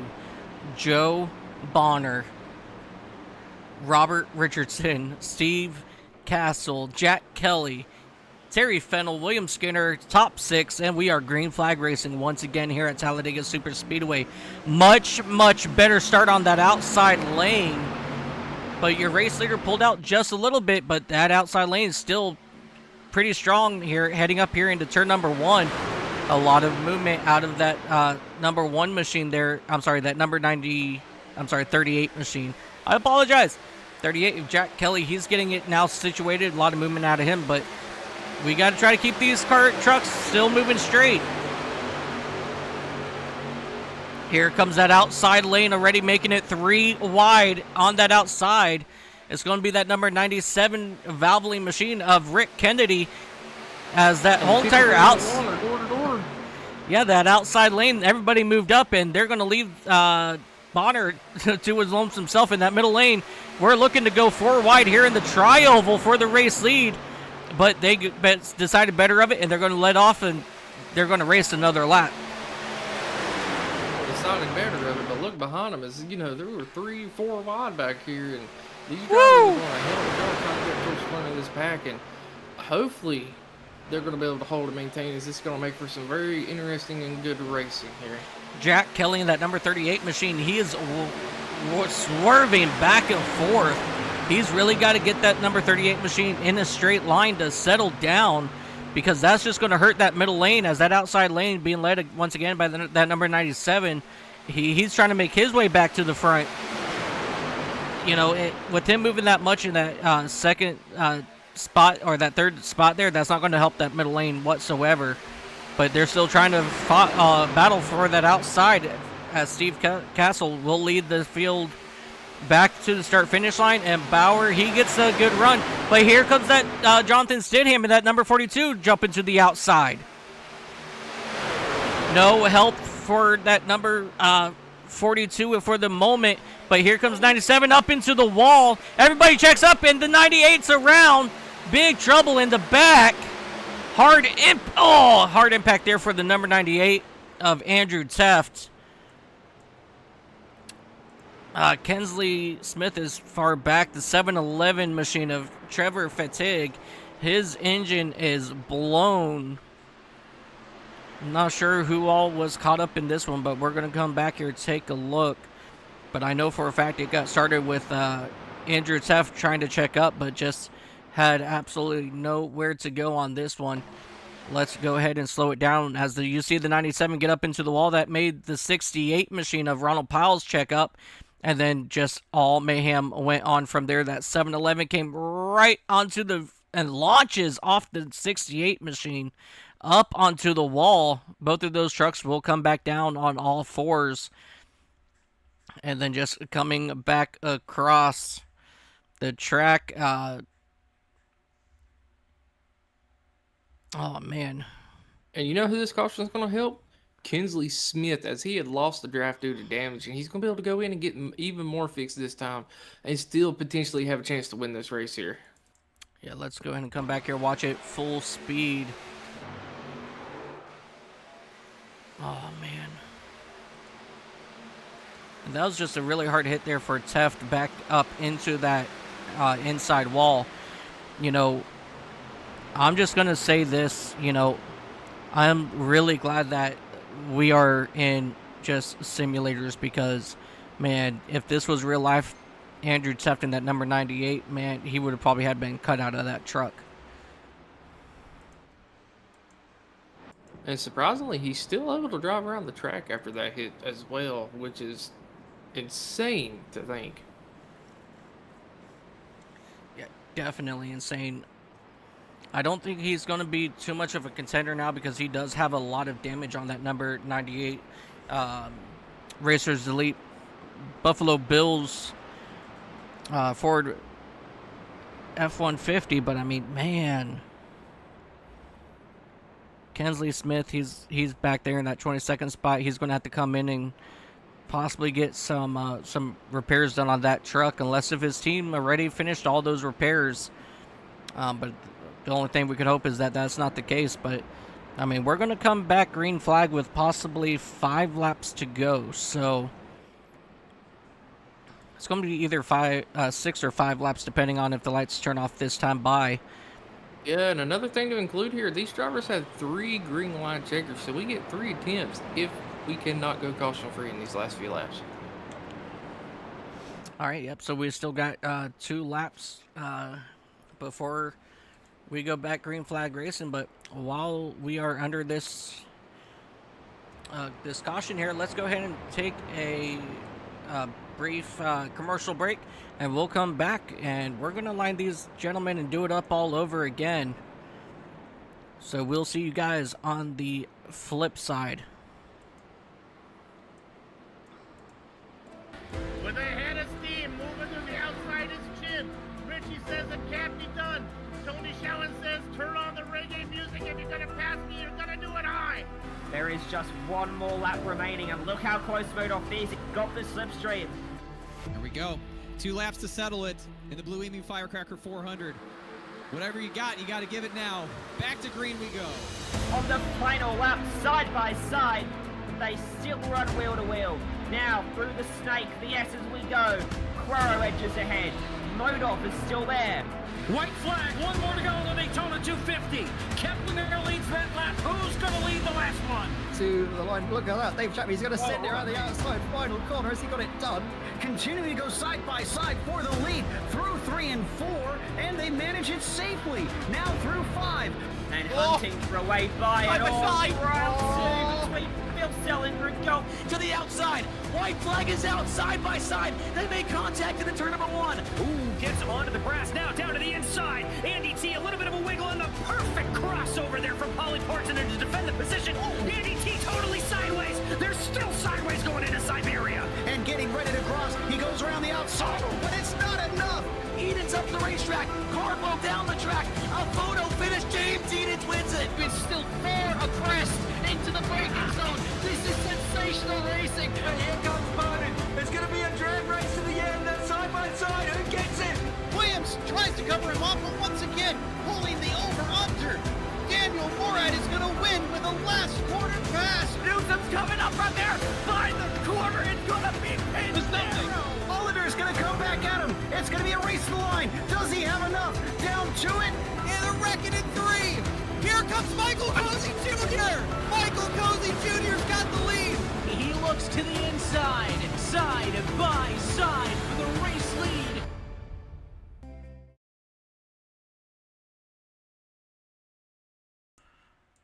Welcome back, ladies and gentlemen, to Talladega Superspeedway as we get ready to run the final 4 laps here at Talladega. And before we get to that, let's go ahead and take a quick look at our race schedule here once again. Next week, we'll be heading to beautiful Daytona Beach to run 80 laps around Daytona International Speedway with the NASCAR Gen 6. And then we're going to go mini stock racing over at Charlotte Motor Speedway. So that's going to be a lot of fun.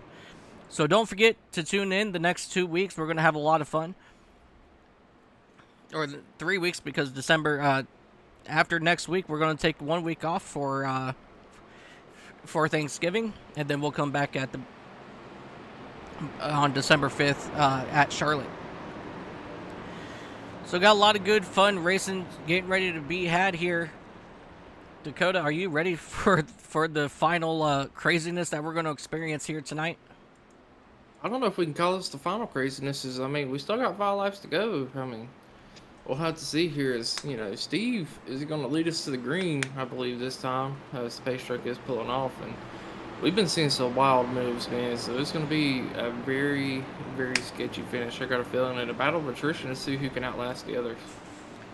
Now, the last couple restarts, as we get ready to go back green flag, we haven't seen three wide until like 4 laps in, but we only have 4 laps. So I think they're going to start going 3 wide very early on, as that outside lane is with Terry Fennell out front. He's getting a good push from Jack Kelly in that number 38 machine, and they're going to run side by side dead even with the race leaders here into turn 1.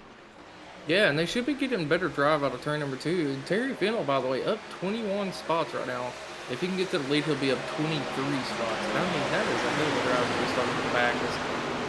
You've been having all these wrecks and stuff, and he's managed to get through most of them. Yeah, definitely a really good run for Terry Fennell. Third lane. And here comes that third lane being brought on by Timothy Eisburn and that Hershey number 92 machine, as they're going to go 4 wide, almost 4 wide out of turn number 4, as we're coming around 3 laps to go. And it is still anybody's race to win. I mean, anything can happen. You see these drivers are getting very, very dicey. Yeah, and here comes Timothy Eisburn on that outside. He is now running for that race lead as the 50 machine and 38 make contact. And that's going to slow down that middle lane as Timothy Eisburn, he's going to, he gets the trouble behind him. The 1 car up in the air on the front of Eisburn, but he will come back down. And how the heck did the 3 not get into it there? Man.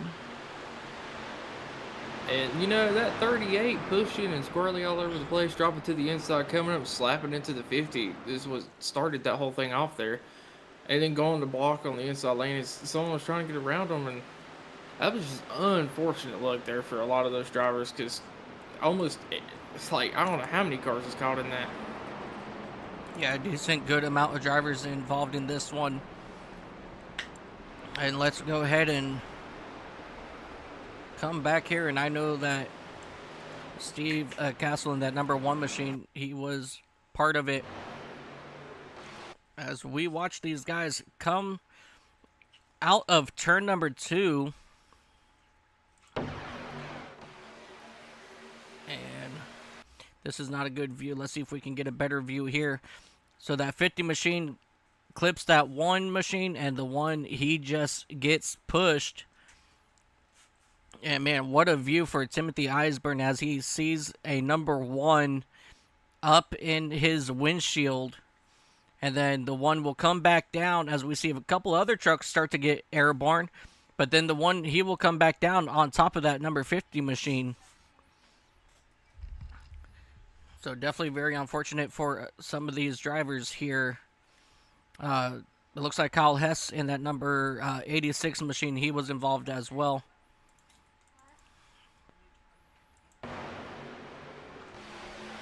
He's that third car in the middle there.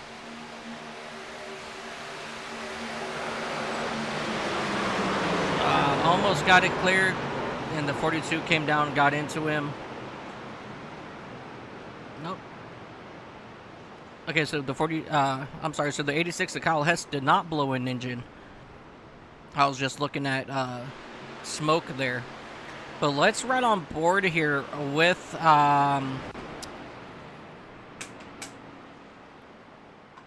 let's do the 50 truck of Eisburn, because he had one heck of a view here.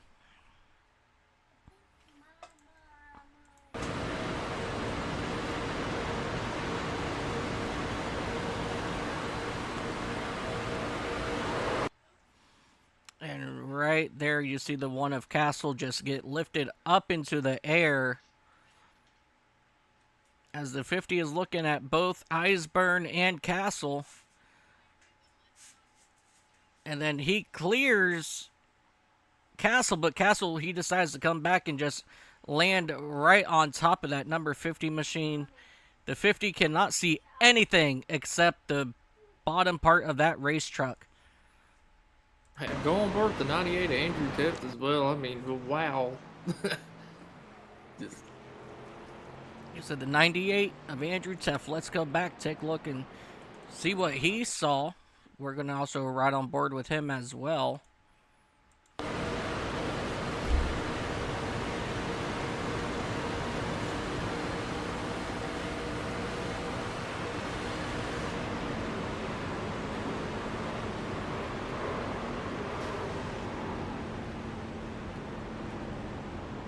What incredible driving by Andrew Teft. I really thought when he made that move to go up towards the outside when they first started wrecking, he was a goner, but somehow able to get around all that, as there was 2 wrecks in front of him there virtually. Yeah, absolutely. Cupcake, things are about to get intense as we're going to come around and do a green-white-checkered, as this will put us, I believe, over our 75-lap feature event. So we are officially going to go into overtime here at Talladega Superspeedway. And Brianna is still rooting on for that number 53 machine of Joe Bonner.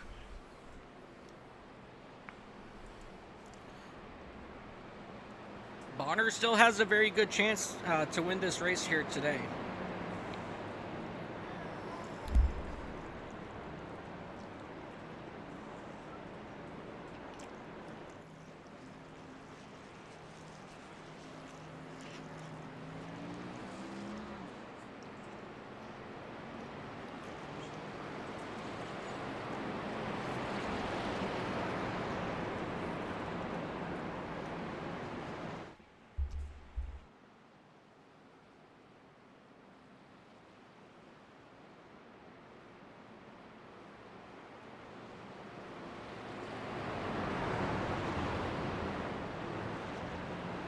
Yeah, and as I said earlier, these drivers had 3 chances at a green-white-checkered. So, I mean, anything can still happen here. We've been seeing some very wild moves. And it's only going to get wilder as these drivers get more aggravated and aggressive on the closing laps. Definitely, my question is, how many of these drivers right now are thinking about points?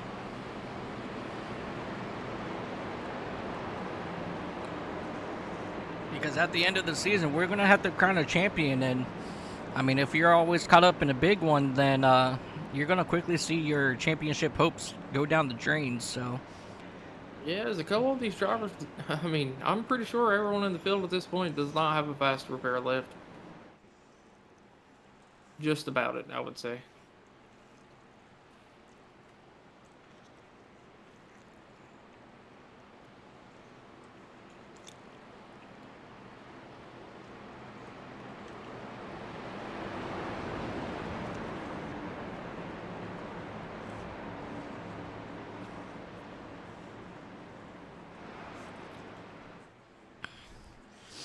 Alright, so as of right now, we have 5 trucks not on the speedway.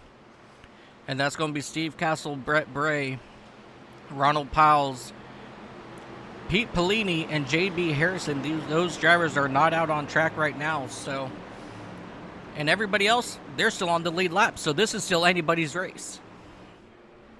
It's absolutely crazy that Andrew Teft, after that big incident earlier, has all his damage repaired at the moment. As we're going back green, green, green this time, and a good restart by both of the lines. As the 53 is going to be trying to look to get around a 38 here this time as we're going into turn 1, 2 to go. Yes, your race leaders now side by side. Really great start on the outside in that high lane. And here comes Bonner, still getting a good push from Eisberg. Heading out of turn number 2. These guys are still getting a good head of steam, so that 57 is right on the back bumper of Eisberg. And as you see, that number 10 of Wayne Scott trying to make a run on that outside. He is being pushed by Andrew Teft in that number 98 machine. Oh, the 10 is around 50 up in the air.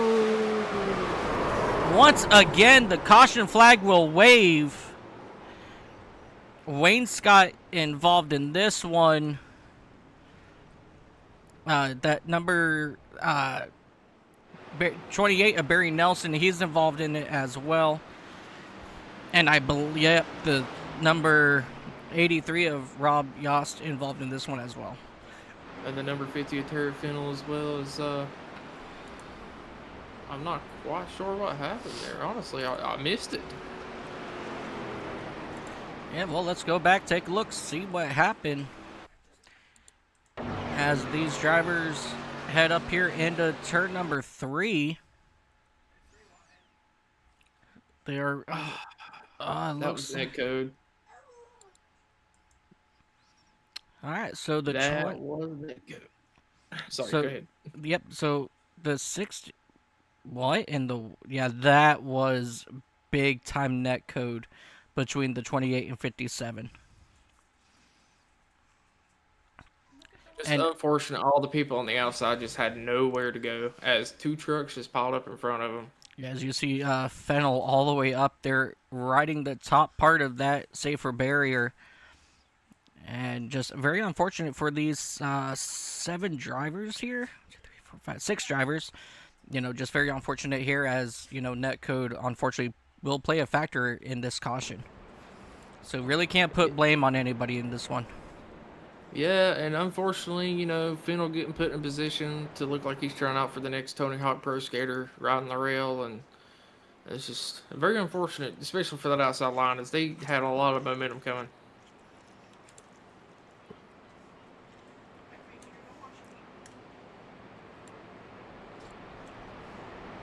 I love you and your freaking other references to video games and stuff. I love it. Hey, man, I mean, Tony Hawk Pro Skater, you got a 50-50 the rail sometimes, brother.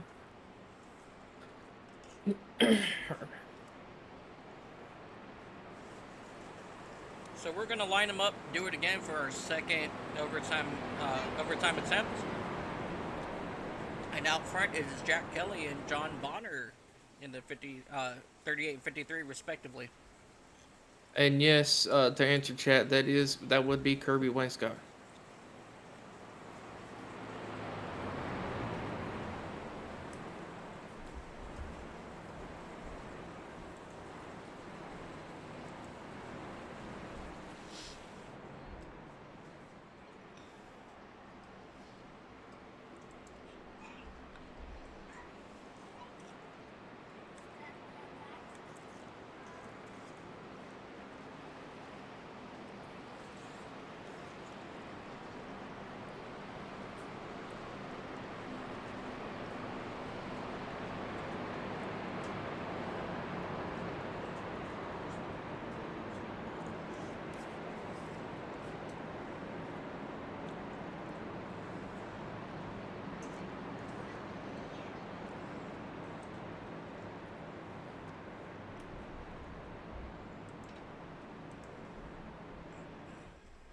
At the rate we're going, that number 15 in Kinsley Smith might be able to get all his damage fixed to his hot rod.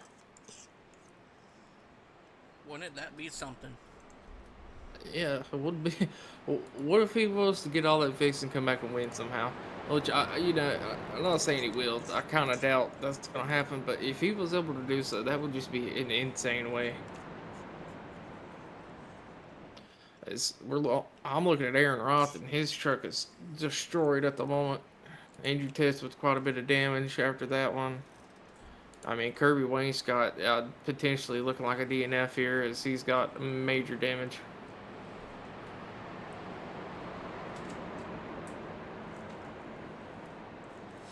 Now, unfortunately, a lot of these drivers had to use up their fast repairs early on in this event. So, we currently...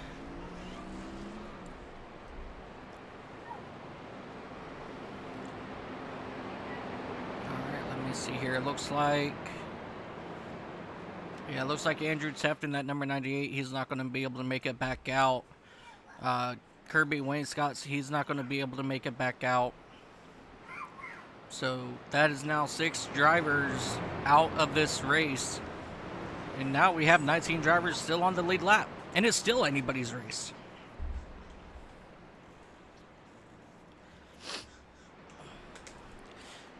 Again, I want to throw out a big, huge congratulations to Andrew and Alex Teft for bringing this channel from 0 all the way to 1,000 subscribers. Big, huge congratulations to those guys and everybody here at Racers Elite Network. And we are looking for more subscribers, so bring your friends, family, your aunts, uncles, your cats, your dogs, whoever, and get them to subscribe right here to Racers Elite Network.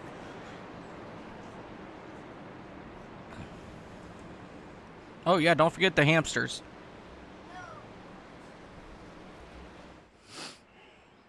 Know what it's time for, man? You know what's going through these drivers' heads at the moment? Victory. I'm dropping the hammer. Absolutely. And what was one crazy call, Cupcake? I'm very curious on that now.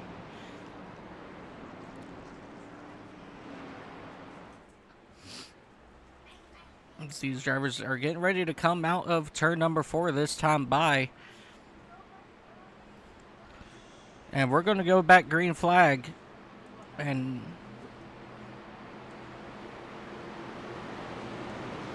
is this our 3rd attempt now? Or is this still our 2nd? I don't remember. I believe this is our 2nd attempt.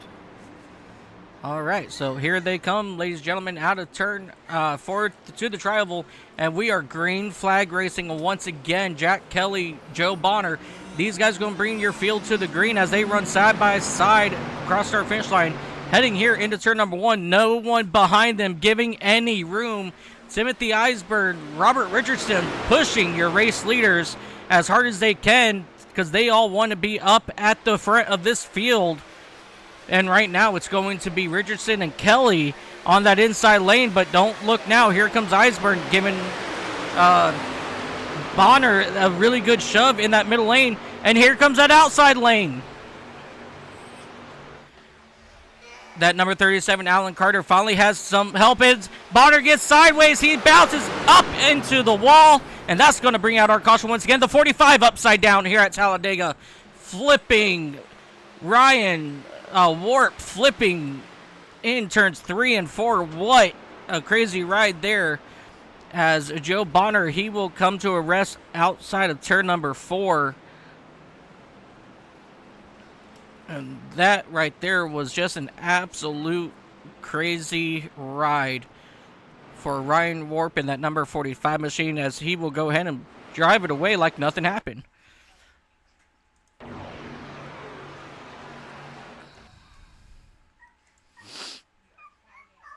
As we take a look back here and see exactly what happened, it looks like Bonner tried to get a side draft, but just came down too far, unless if he had a little bit of help there from Eisburn.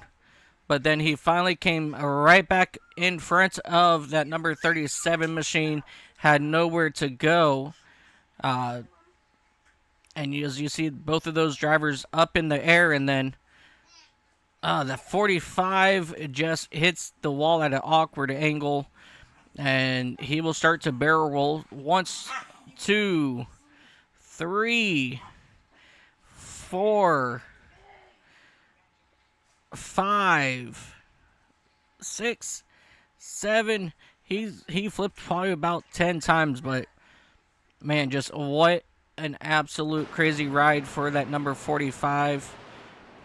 As he will come to a complete stop, catch a gear, and drive away. You know what that really looked like to me? That kind of reminded me of Ryan Preece a couple years ago at Daytona on the backstretch. Yeah, that is fair. And just to let chat know, we do not make calls on who gets black flags or anything. That would be race control, and they probably had another point of view where things might have looked a little different than what we showed on the broadcast.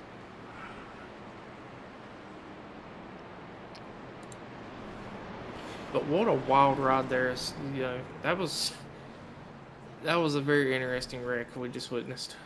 Yeah, absolutely. And I just realized I have Apex popping up when I do the replay. I guess somehow that file got thrown in there. I don't know how, but I apologize to Andrew for that. But Apex, you know, well, since you guys saw it, I'll go ahead and explain who Apex is. Apex is the ones that help create your overlays that you see on this screen, SDK Gaming. So thanks to, you know, Apex and everybody over at SDK Gaming for making all these beautiful overlays possible for us to view right here on the Racers Elite Network. So, you know, those guys, that's who Apex Racing is, that has been popping up all day. But yeah, unfortunately, we don't have control over what race control does, but that will bring the 67 for that last caution to the back. And netcode is correct, as Dakota said. It's where contact is made, but the cars never actually touch. In the matrix of the simulator, because everybody on track is live, so when we have at the start, you know, the full 26 cars on track, you know, that's 26 race connections coming into the server, and you're running side by side like that. Everyone has different varieties of ping and speed, the Wi-Fi and stuff, and it plays a major factor. You know, with this being sim racing, it's not going to be 100% perfect, and sometimes it's just really hard to make those calls, and it's hard whenever there is netcode, because you can't necessarily place the blame on one single person, as it is netcode. But you know, sometimes people will just admit that it's them, or sometimes race control will go look at it from a different angle, and maybe they didn't see netcode. Maybe they saw something completely different than what we did. Right. It's just one of those things about it being an online service. It's going to happen. But this is going to be our final attempt at a green-white-checkered. So these drivers are going to have to at least get one full lap around to be able to race this to the end. Or it's looking like Jack Kelly might be able to win this race if there is an early caution. Yeah, that's one of the benefits of being your race leader on the restarts here at Daytona, Talladega, Atlanta. Later on, when we head over to the iRacing Superspeedway in a couple weeks, when we go mini stock racing over at Charlotte, you know, as the race leader, you can get a decent jump, and then you can get in front of whatever lane is faster. But at the same time, you got to be careful, because that other lane that you just jumped in front of is actually going to slow up, and the other lane is going to be able to get around you. So it's a hit or miss, but it can definitely benefit you. And in this case, you know, Jack Kelly has a really good chance as long as this thing goes back under caution and he's out front. If not, once we get that white flag, then it's on from there. I think the winning position is going to come from around that 7th to 9th spot today. I think there's going to be a wreck coming to the last lap if it goes green. This is, I might add, and the winner's going to come from 7th, 8th, or 9th today. That's going to be my guess. So as you guys see it right there in your screen, it's going to be, he's calling, it's going to be either Terry Fennell, Kyle Hess, Rob Yost, or maybe even Jonathan Stidham back in that 10th spot. But if it's caution, it's going to be Jack Kelly, in my opinion. Well, I'm going to have to call it and make it that number 92 driver of Timothy Eisberg.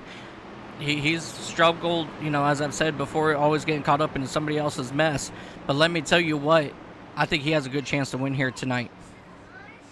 And we are going to get into that restart zone, ladies and gentlemen.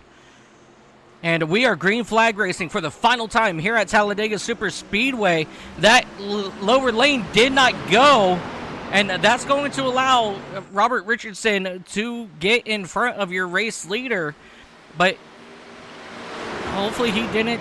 I don't think he jumped the start there. And so Timothy Eisberg, he's going to go ahead and stay right there on the back bumper. The 38 of Jack Kelly has absolutely no help. And so these two are going to get in front. And here comes Eisberg looking to go low. And here comes that 777 machine of David Davis down onto the outside. Now he's going to get a good push here from Terry Fennell in that number 50 truck as they climb up here into the baking of turns 3 and 4. And they're going to start making their run over to the tri-oval. As you see David Davis jump down to that inside lane. And here comes Terry Fennell on that. Where did that number 15 of Kesley Smith come from? Absolutely. As he's looking on that second truck on the outside lane there. Final lap. Here we go, ladies and gentlemen. This is it. This is for the marbles here at Talladega. One truck up into the wall in the back, but everybody's now 3 wide for that second spot.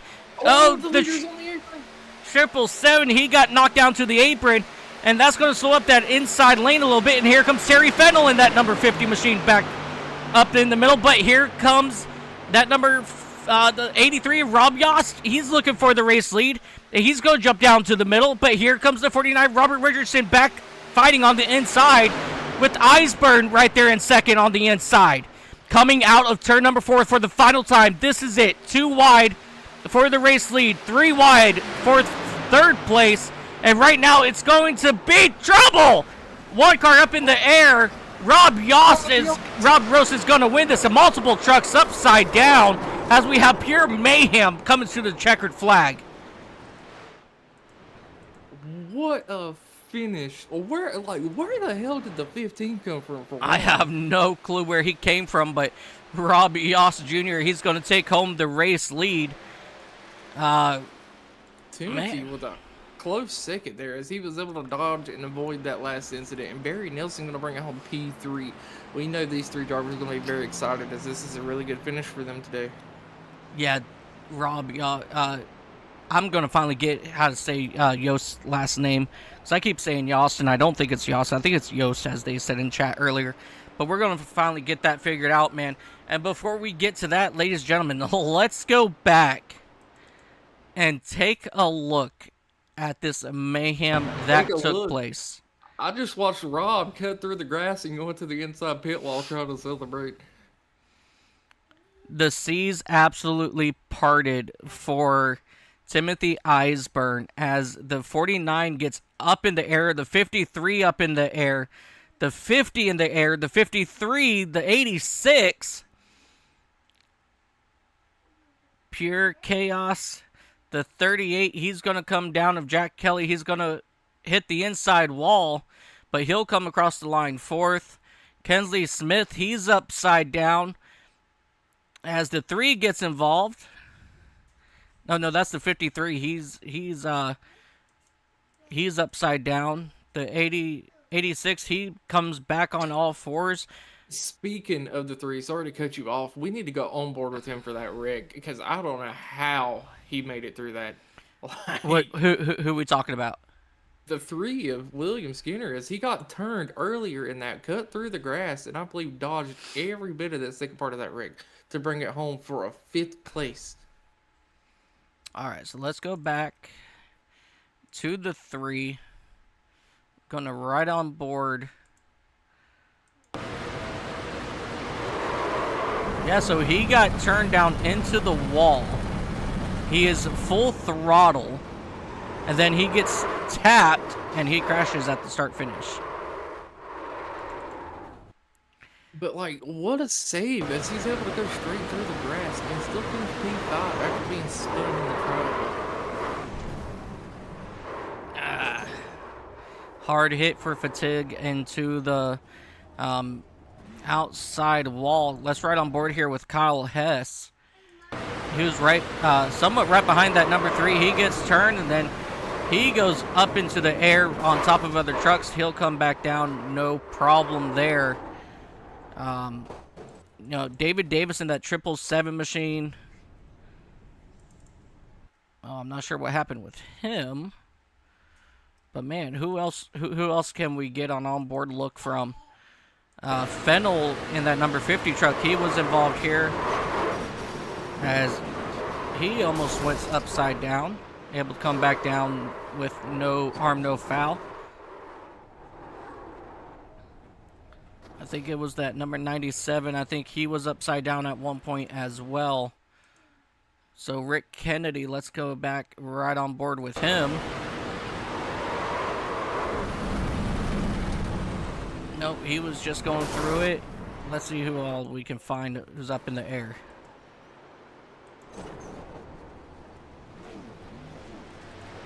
Alright. So let's play. So the 53, the 49 up in the air.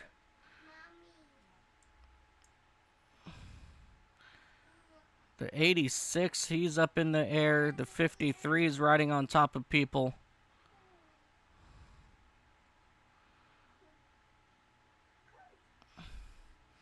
Man, so that 53 of Joe Bonner, he went for a wild ride. Yeah, so let's go back and ride on board with him.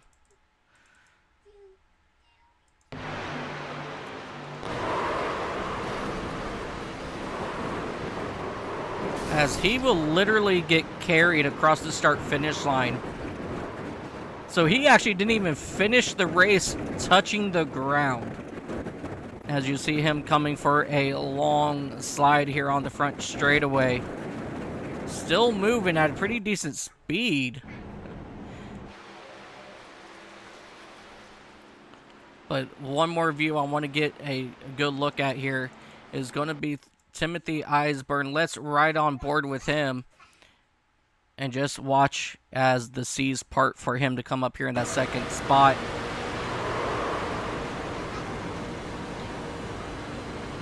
And just like that, he will come up home second as nothing but pure mayhem behind him. Before we talk with our race winners, ladies and gentlemen, we're going to go ahead and take a look here at our final results. I know that I, waited a little bit or ran too much on that replay, but man, there was so much going on. I wanted to make sure that we hit everything. But let's go ahead now and take a look here at our race results. Ladies and... Whoa, wait a second.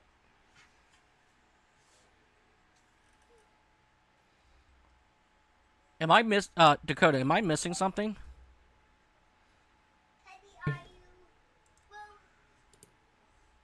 Oh, what?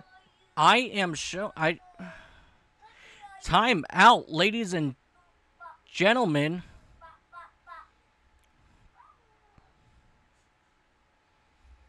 It's not showing the 28 for me for some reason. Huh?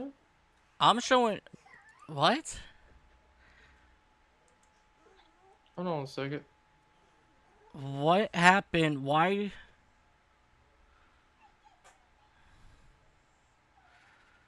Well, I'm not showing Rob as the winner. Wait.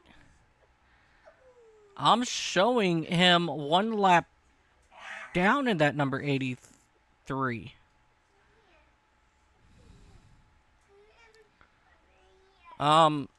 Give me a... Hold on 1 minute. Let's get a confirmation from somebody right quick. As we can drag the owner up here and ask him. Well, give me a second. I might... Hey, Andrew, got a question for you. Yeah. So it's showing Rob got a black flag and he's a lap down instead of winning the race. Do you know anything about that? I believe it was something to do with his victory celebration after the race, but it'll be cleared. He's the winner. Okay, we just want to double check on that. I'll move you back down there so you can talk with your team real quick, and appreciate you letting us broadcast better. Yeah, just some weird iRacing. I don't know if he turned around or something, but it's cleared. He's the winner. Okay. Okay. Thank you.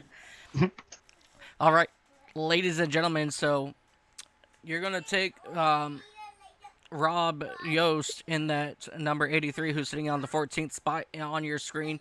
You're actually going to throw him up top in front of Timothy Eisburn as your race winner.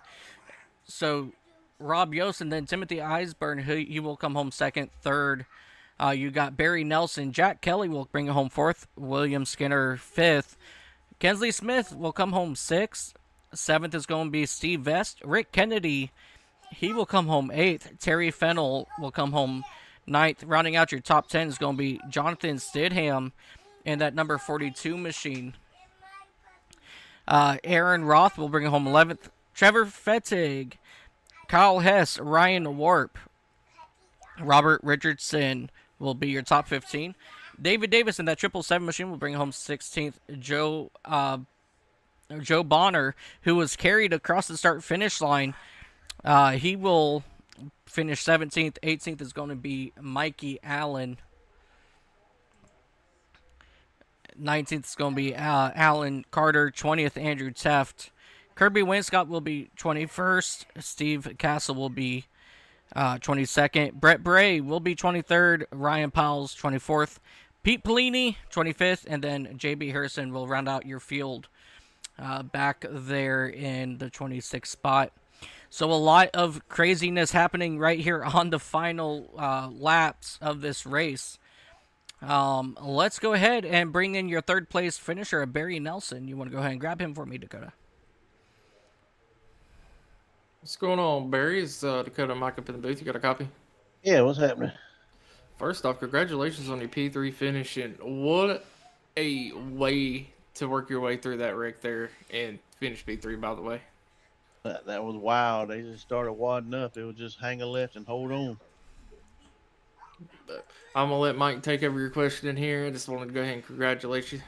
I appreciate it. Yep, Barry Nelson, we know that, at the start of this season between all three, or four races, I should say, you decide to go with the number change. You put Haviline on your car, and so far it's been kind of a little back and forth with it, but tonight you bring it home third. And what was going through your mind on that final restart and going through all that mayhem in the tri-oval? Well, I just knew there was probably going to be another wreck because looking at when some of the guys up front pitted, they had to be close on fuel, and if they run out in front of the field, it was just going to be a big stack up. So I was kind of just waiting on it, honestly. And I mean, I don't know if that's what caused it at the end, but just being ready for it kind of helped. Knew it was coming. Yeah, for sure. Next week, we're heading out to Daytona International Speedway in the Gen 6 cars. What's your experience in the draft over at Daytona, and what are you expecting next week? Hopefully more the same. I mean, I think this group puts on a show. It gets kind of wild sometimes, but, I mean, it's got to be fun to watch. That it does. Definitely does. And Barry, before we let you go today, is there anybody that you would like to give a big shout out to? I really like to thank Troy and Truth and Jesse from the Misfits. They took me on their team this season to kind of help me figure this stuff out. 6 months into iRacing, trying to learn still. So I really appreciate them. And then like Terry and them tonight letting me get in their chat because my guys weren't there. Oh man, so racing without teammates, that's definitely on the rough side there. Yeah. But yeah, well, congratulations on your third place. We look forward to seeing what you can do next week in Daytona in the Gen 6. I appreciate it. All right, ladies and gentlemen, that is your third place driver of Barry Nelson, driving that number 28 machine. Let's go ahead and get your second place driver, Timothy Eisburn. And man, let me tell you what, Eisburn, I am super excited to talk to you. What an incredible up and down day for you today, Tim. In that number 92 Hershey machine, you are muted if you're trying to talk. Well, first off, let's find out if you have a copy. There you are. All right, Tim, do you got a copy?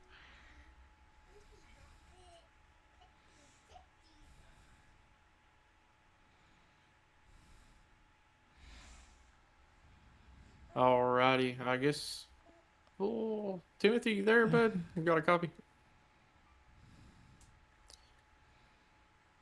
Alright, looks like his microphone's not working for the moment. He is trying to get it fixed. We'll give him a moment here.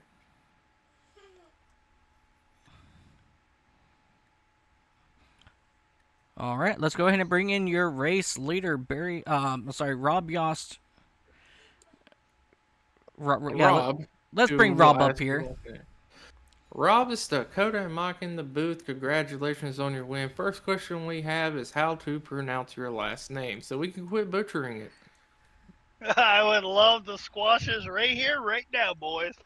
It's Yost. All right. There's no U. There's no E. There's no J. There's different ways to pronounce it, but it's definitely just the way it's spelled. Yost. Alrighty. All right, Rob Boast. No, I'm kidding. I'm joking.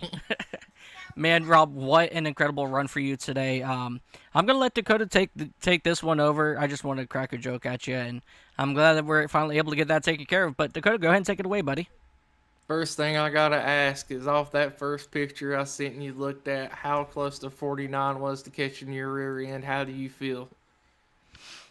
I wasn't even worried to be honest. Like once I cleared him and I was going for it, it was going to the line. I don't, you know what I mean? I looked up in the rear view and I wasn't worrying about it. I was just foot to the floor and let's go. Let's go to the pay window. How do you think this momentum's going to help you going forward into the next race? Maybe not in this series, but like in general, like it's getting me more and more. Like I won the Cup race at Daytona. I won the Xfinity race at Daytona. Apparently, I'm only good at Michigan and Superspeedways. So I'm jacked. I wanted to work with Kingsley a couple times, and unfortunately, he got caught up in a bunch of wrecks. But you surround yourself with good people, and you work with them, and you just hope for the best. And looking at the fuel, anytime I got a chance to put fuel and weigh the spoiler down, I was going to take it, and I think that's ultimately what paid off. Fair enough, and I got one very important final question for you. Seeing as you won and you said this is your day off and you're about to party, how many beers you got in the fridge, bud? We're going to kill every single one of them. Hell yeah, that's what I like to hear, buddy. But I'm going to go ahead and let Mike take over because he has a couple more questions for you. But again, congratulations on the win, and what a way to win it. I appreciate it. Yeah, well, I actually only have one final question. First off, congratulations on your race win here tonight. And do you have any shout-outs that you'd like to give? Yeah, absolutely. Everybody that supports me at ZUS Racing, I started this maybe 5 years ago.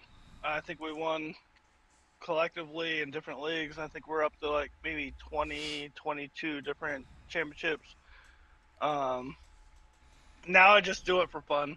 I was in those super high pay leagues, and you had to get sponsors and pay for your fees and all that crazy stuff. And I'm a swore, so I'm glad I caught myself. But I just do this stuff for fun now, and I'm having more fun doing it for fun than I was doing it for money.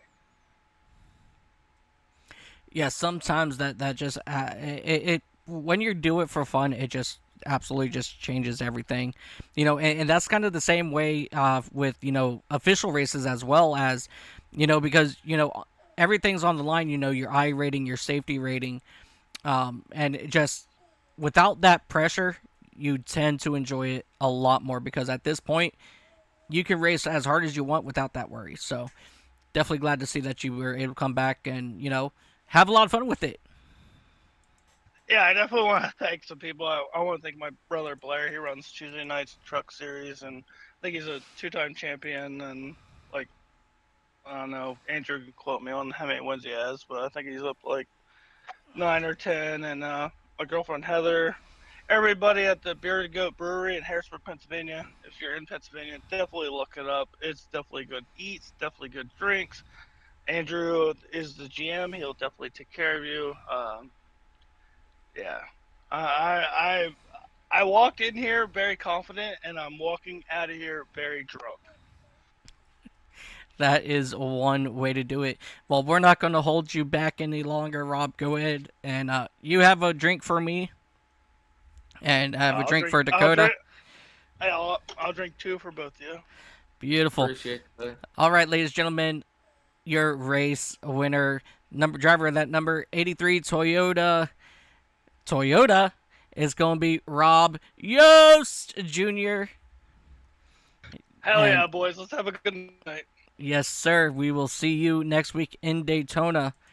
All right, let's go ahead and try this one more time. Whoops.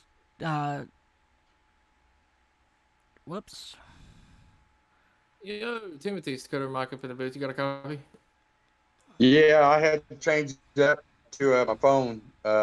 I muted while I was in the waiting room, talked to some friends on the phone that just called and congratulate me, and they was watching, and they appreciate you calling out their name on watching on YouTube.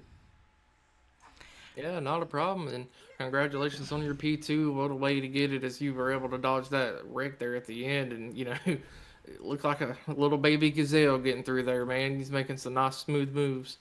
But I'm going to let Mike take over the question here, because he's so excited to have a chance to question you again. Yeah, Timothy, I know that all around this has been a very long time coming. I'm always rooting for you, but you always seem to get caught up in other people's shenanigans. But today, you started 23rd and you brought it home second. Just what an absolute incredible run for you in that Hershey Chevrolet. How was the drive? And, man, what was it like watching those C's part at the end? Oh, man. A couple of times I really had to get on the brakes and avoid the wrecks, and I bumped Brett. I had to use my fast repair, and so I knew I had to really do what I can, get back up front. On that last pit stop, I just went for gas only, and I thought for sure a couple people was going to run out of fuel ahead of me. I did get a good bump on the side of the truck, and I thought for sure it wasn't really going to go. My steering wheel was off a little bit to the left. I knew it wasn't going to drive right, and every time we went for a green, I can stay on his rear bumper, but I wasn't able to do anything else with it. So I knew I had a good second place truck if I can just stay out of the wrecks. And just so happens I'm lucky and fortunate like I always say, I would rather be lucky than good any day. So this is one of my lucky days. Yeah, I was definitely rooting there for you. Watching the C's part for you at the end. Well, we're not going to keep you much later. Next week we're heading out to Daytona in the Gen 6 cars. So we're going back. We're going back into the old Cup cars. What's your thoughts about going back, and what you got planned for next week in Daytona? I'm going to do my usual thing, let everybody go up there and wreck. Hopefully I can avoid it. A little bit after halfway, I'm going to try to make my way towards front again.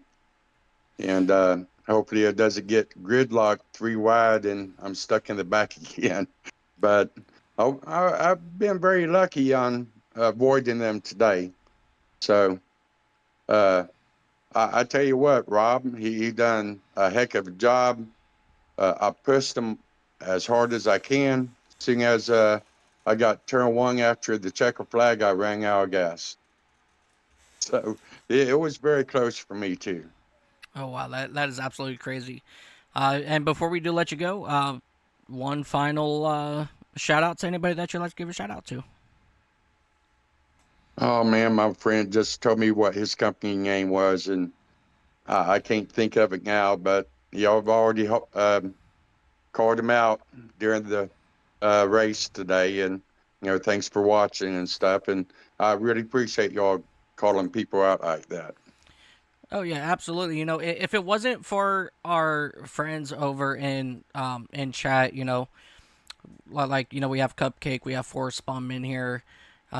We've got PRP Roselli. She was up in here.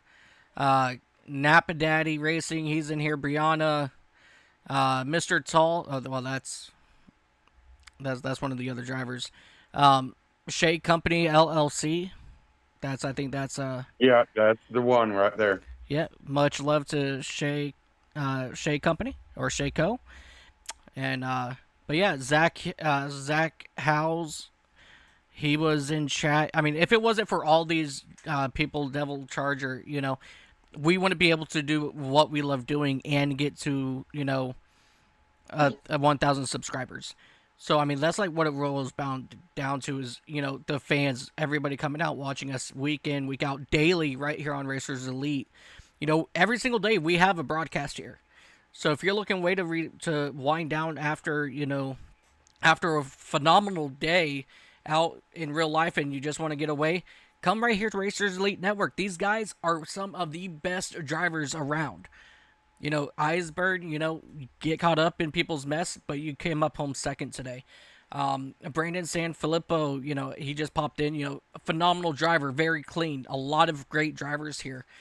So if you always want to have a good time, come here every single night, usually between 7 o'clock to 9 o'clock is when we start. So come on out, and I'll give everybody a shout out that I can.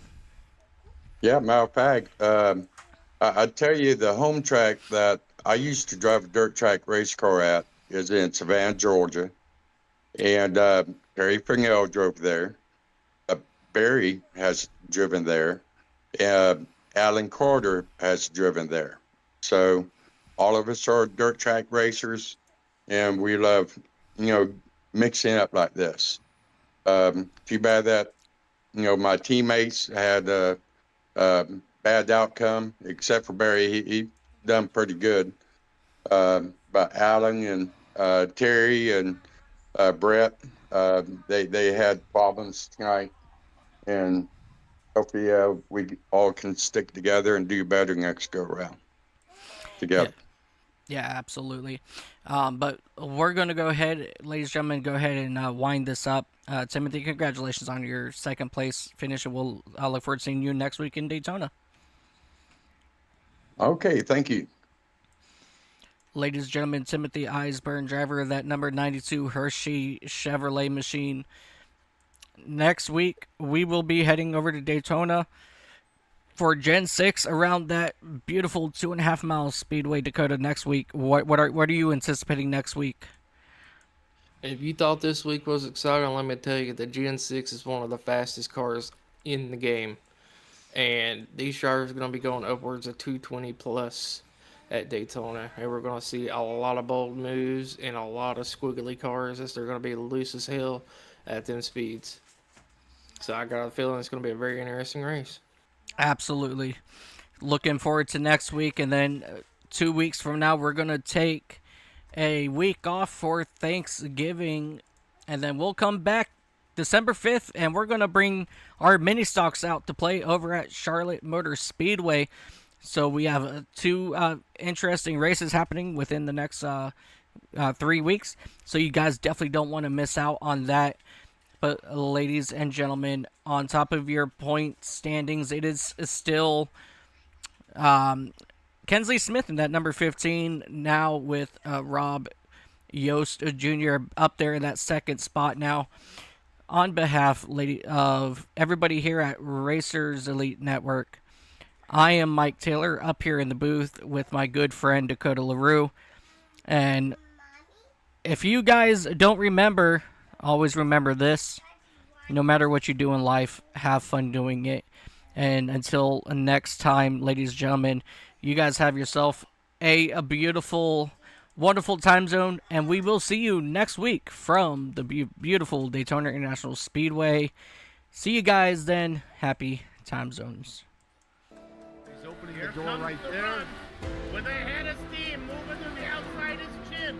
Richie says it can't be done. Tony Shallen says turn on the reggae music. If you're going to pass me, you're going to do it high. There is just one more lap remaining, and look how close Rudolph is. It got the slipstream. There we go. 2 laps to settle it in the Blue Emu Firecracker 400. Whatever you got to give it now. Back to green we go. On the final lap, side by side, they still run wheel to wheel. Now, through the snake, the S as we go. Quaro edges ahead. Modolf is still there. White flag, one more to go on the Daytona 250. Kepler leads that lap. Who's going to lead the last one? To the line, look at that. Dave Chapman, he's going to sit there on the outside final corner. Has he got it done? Continuing to go side by side for the lead through 3 and 4, and they manage it safely. Now through 5. And hunting for a way by it all. Side by side. Round 2 between Phil Sell and Rudolph to the outside.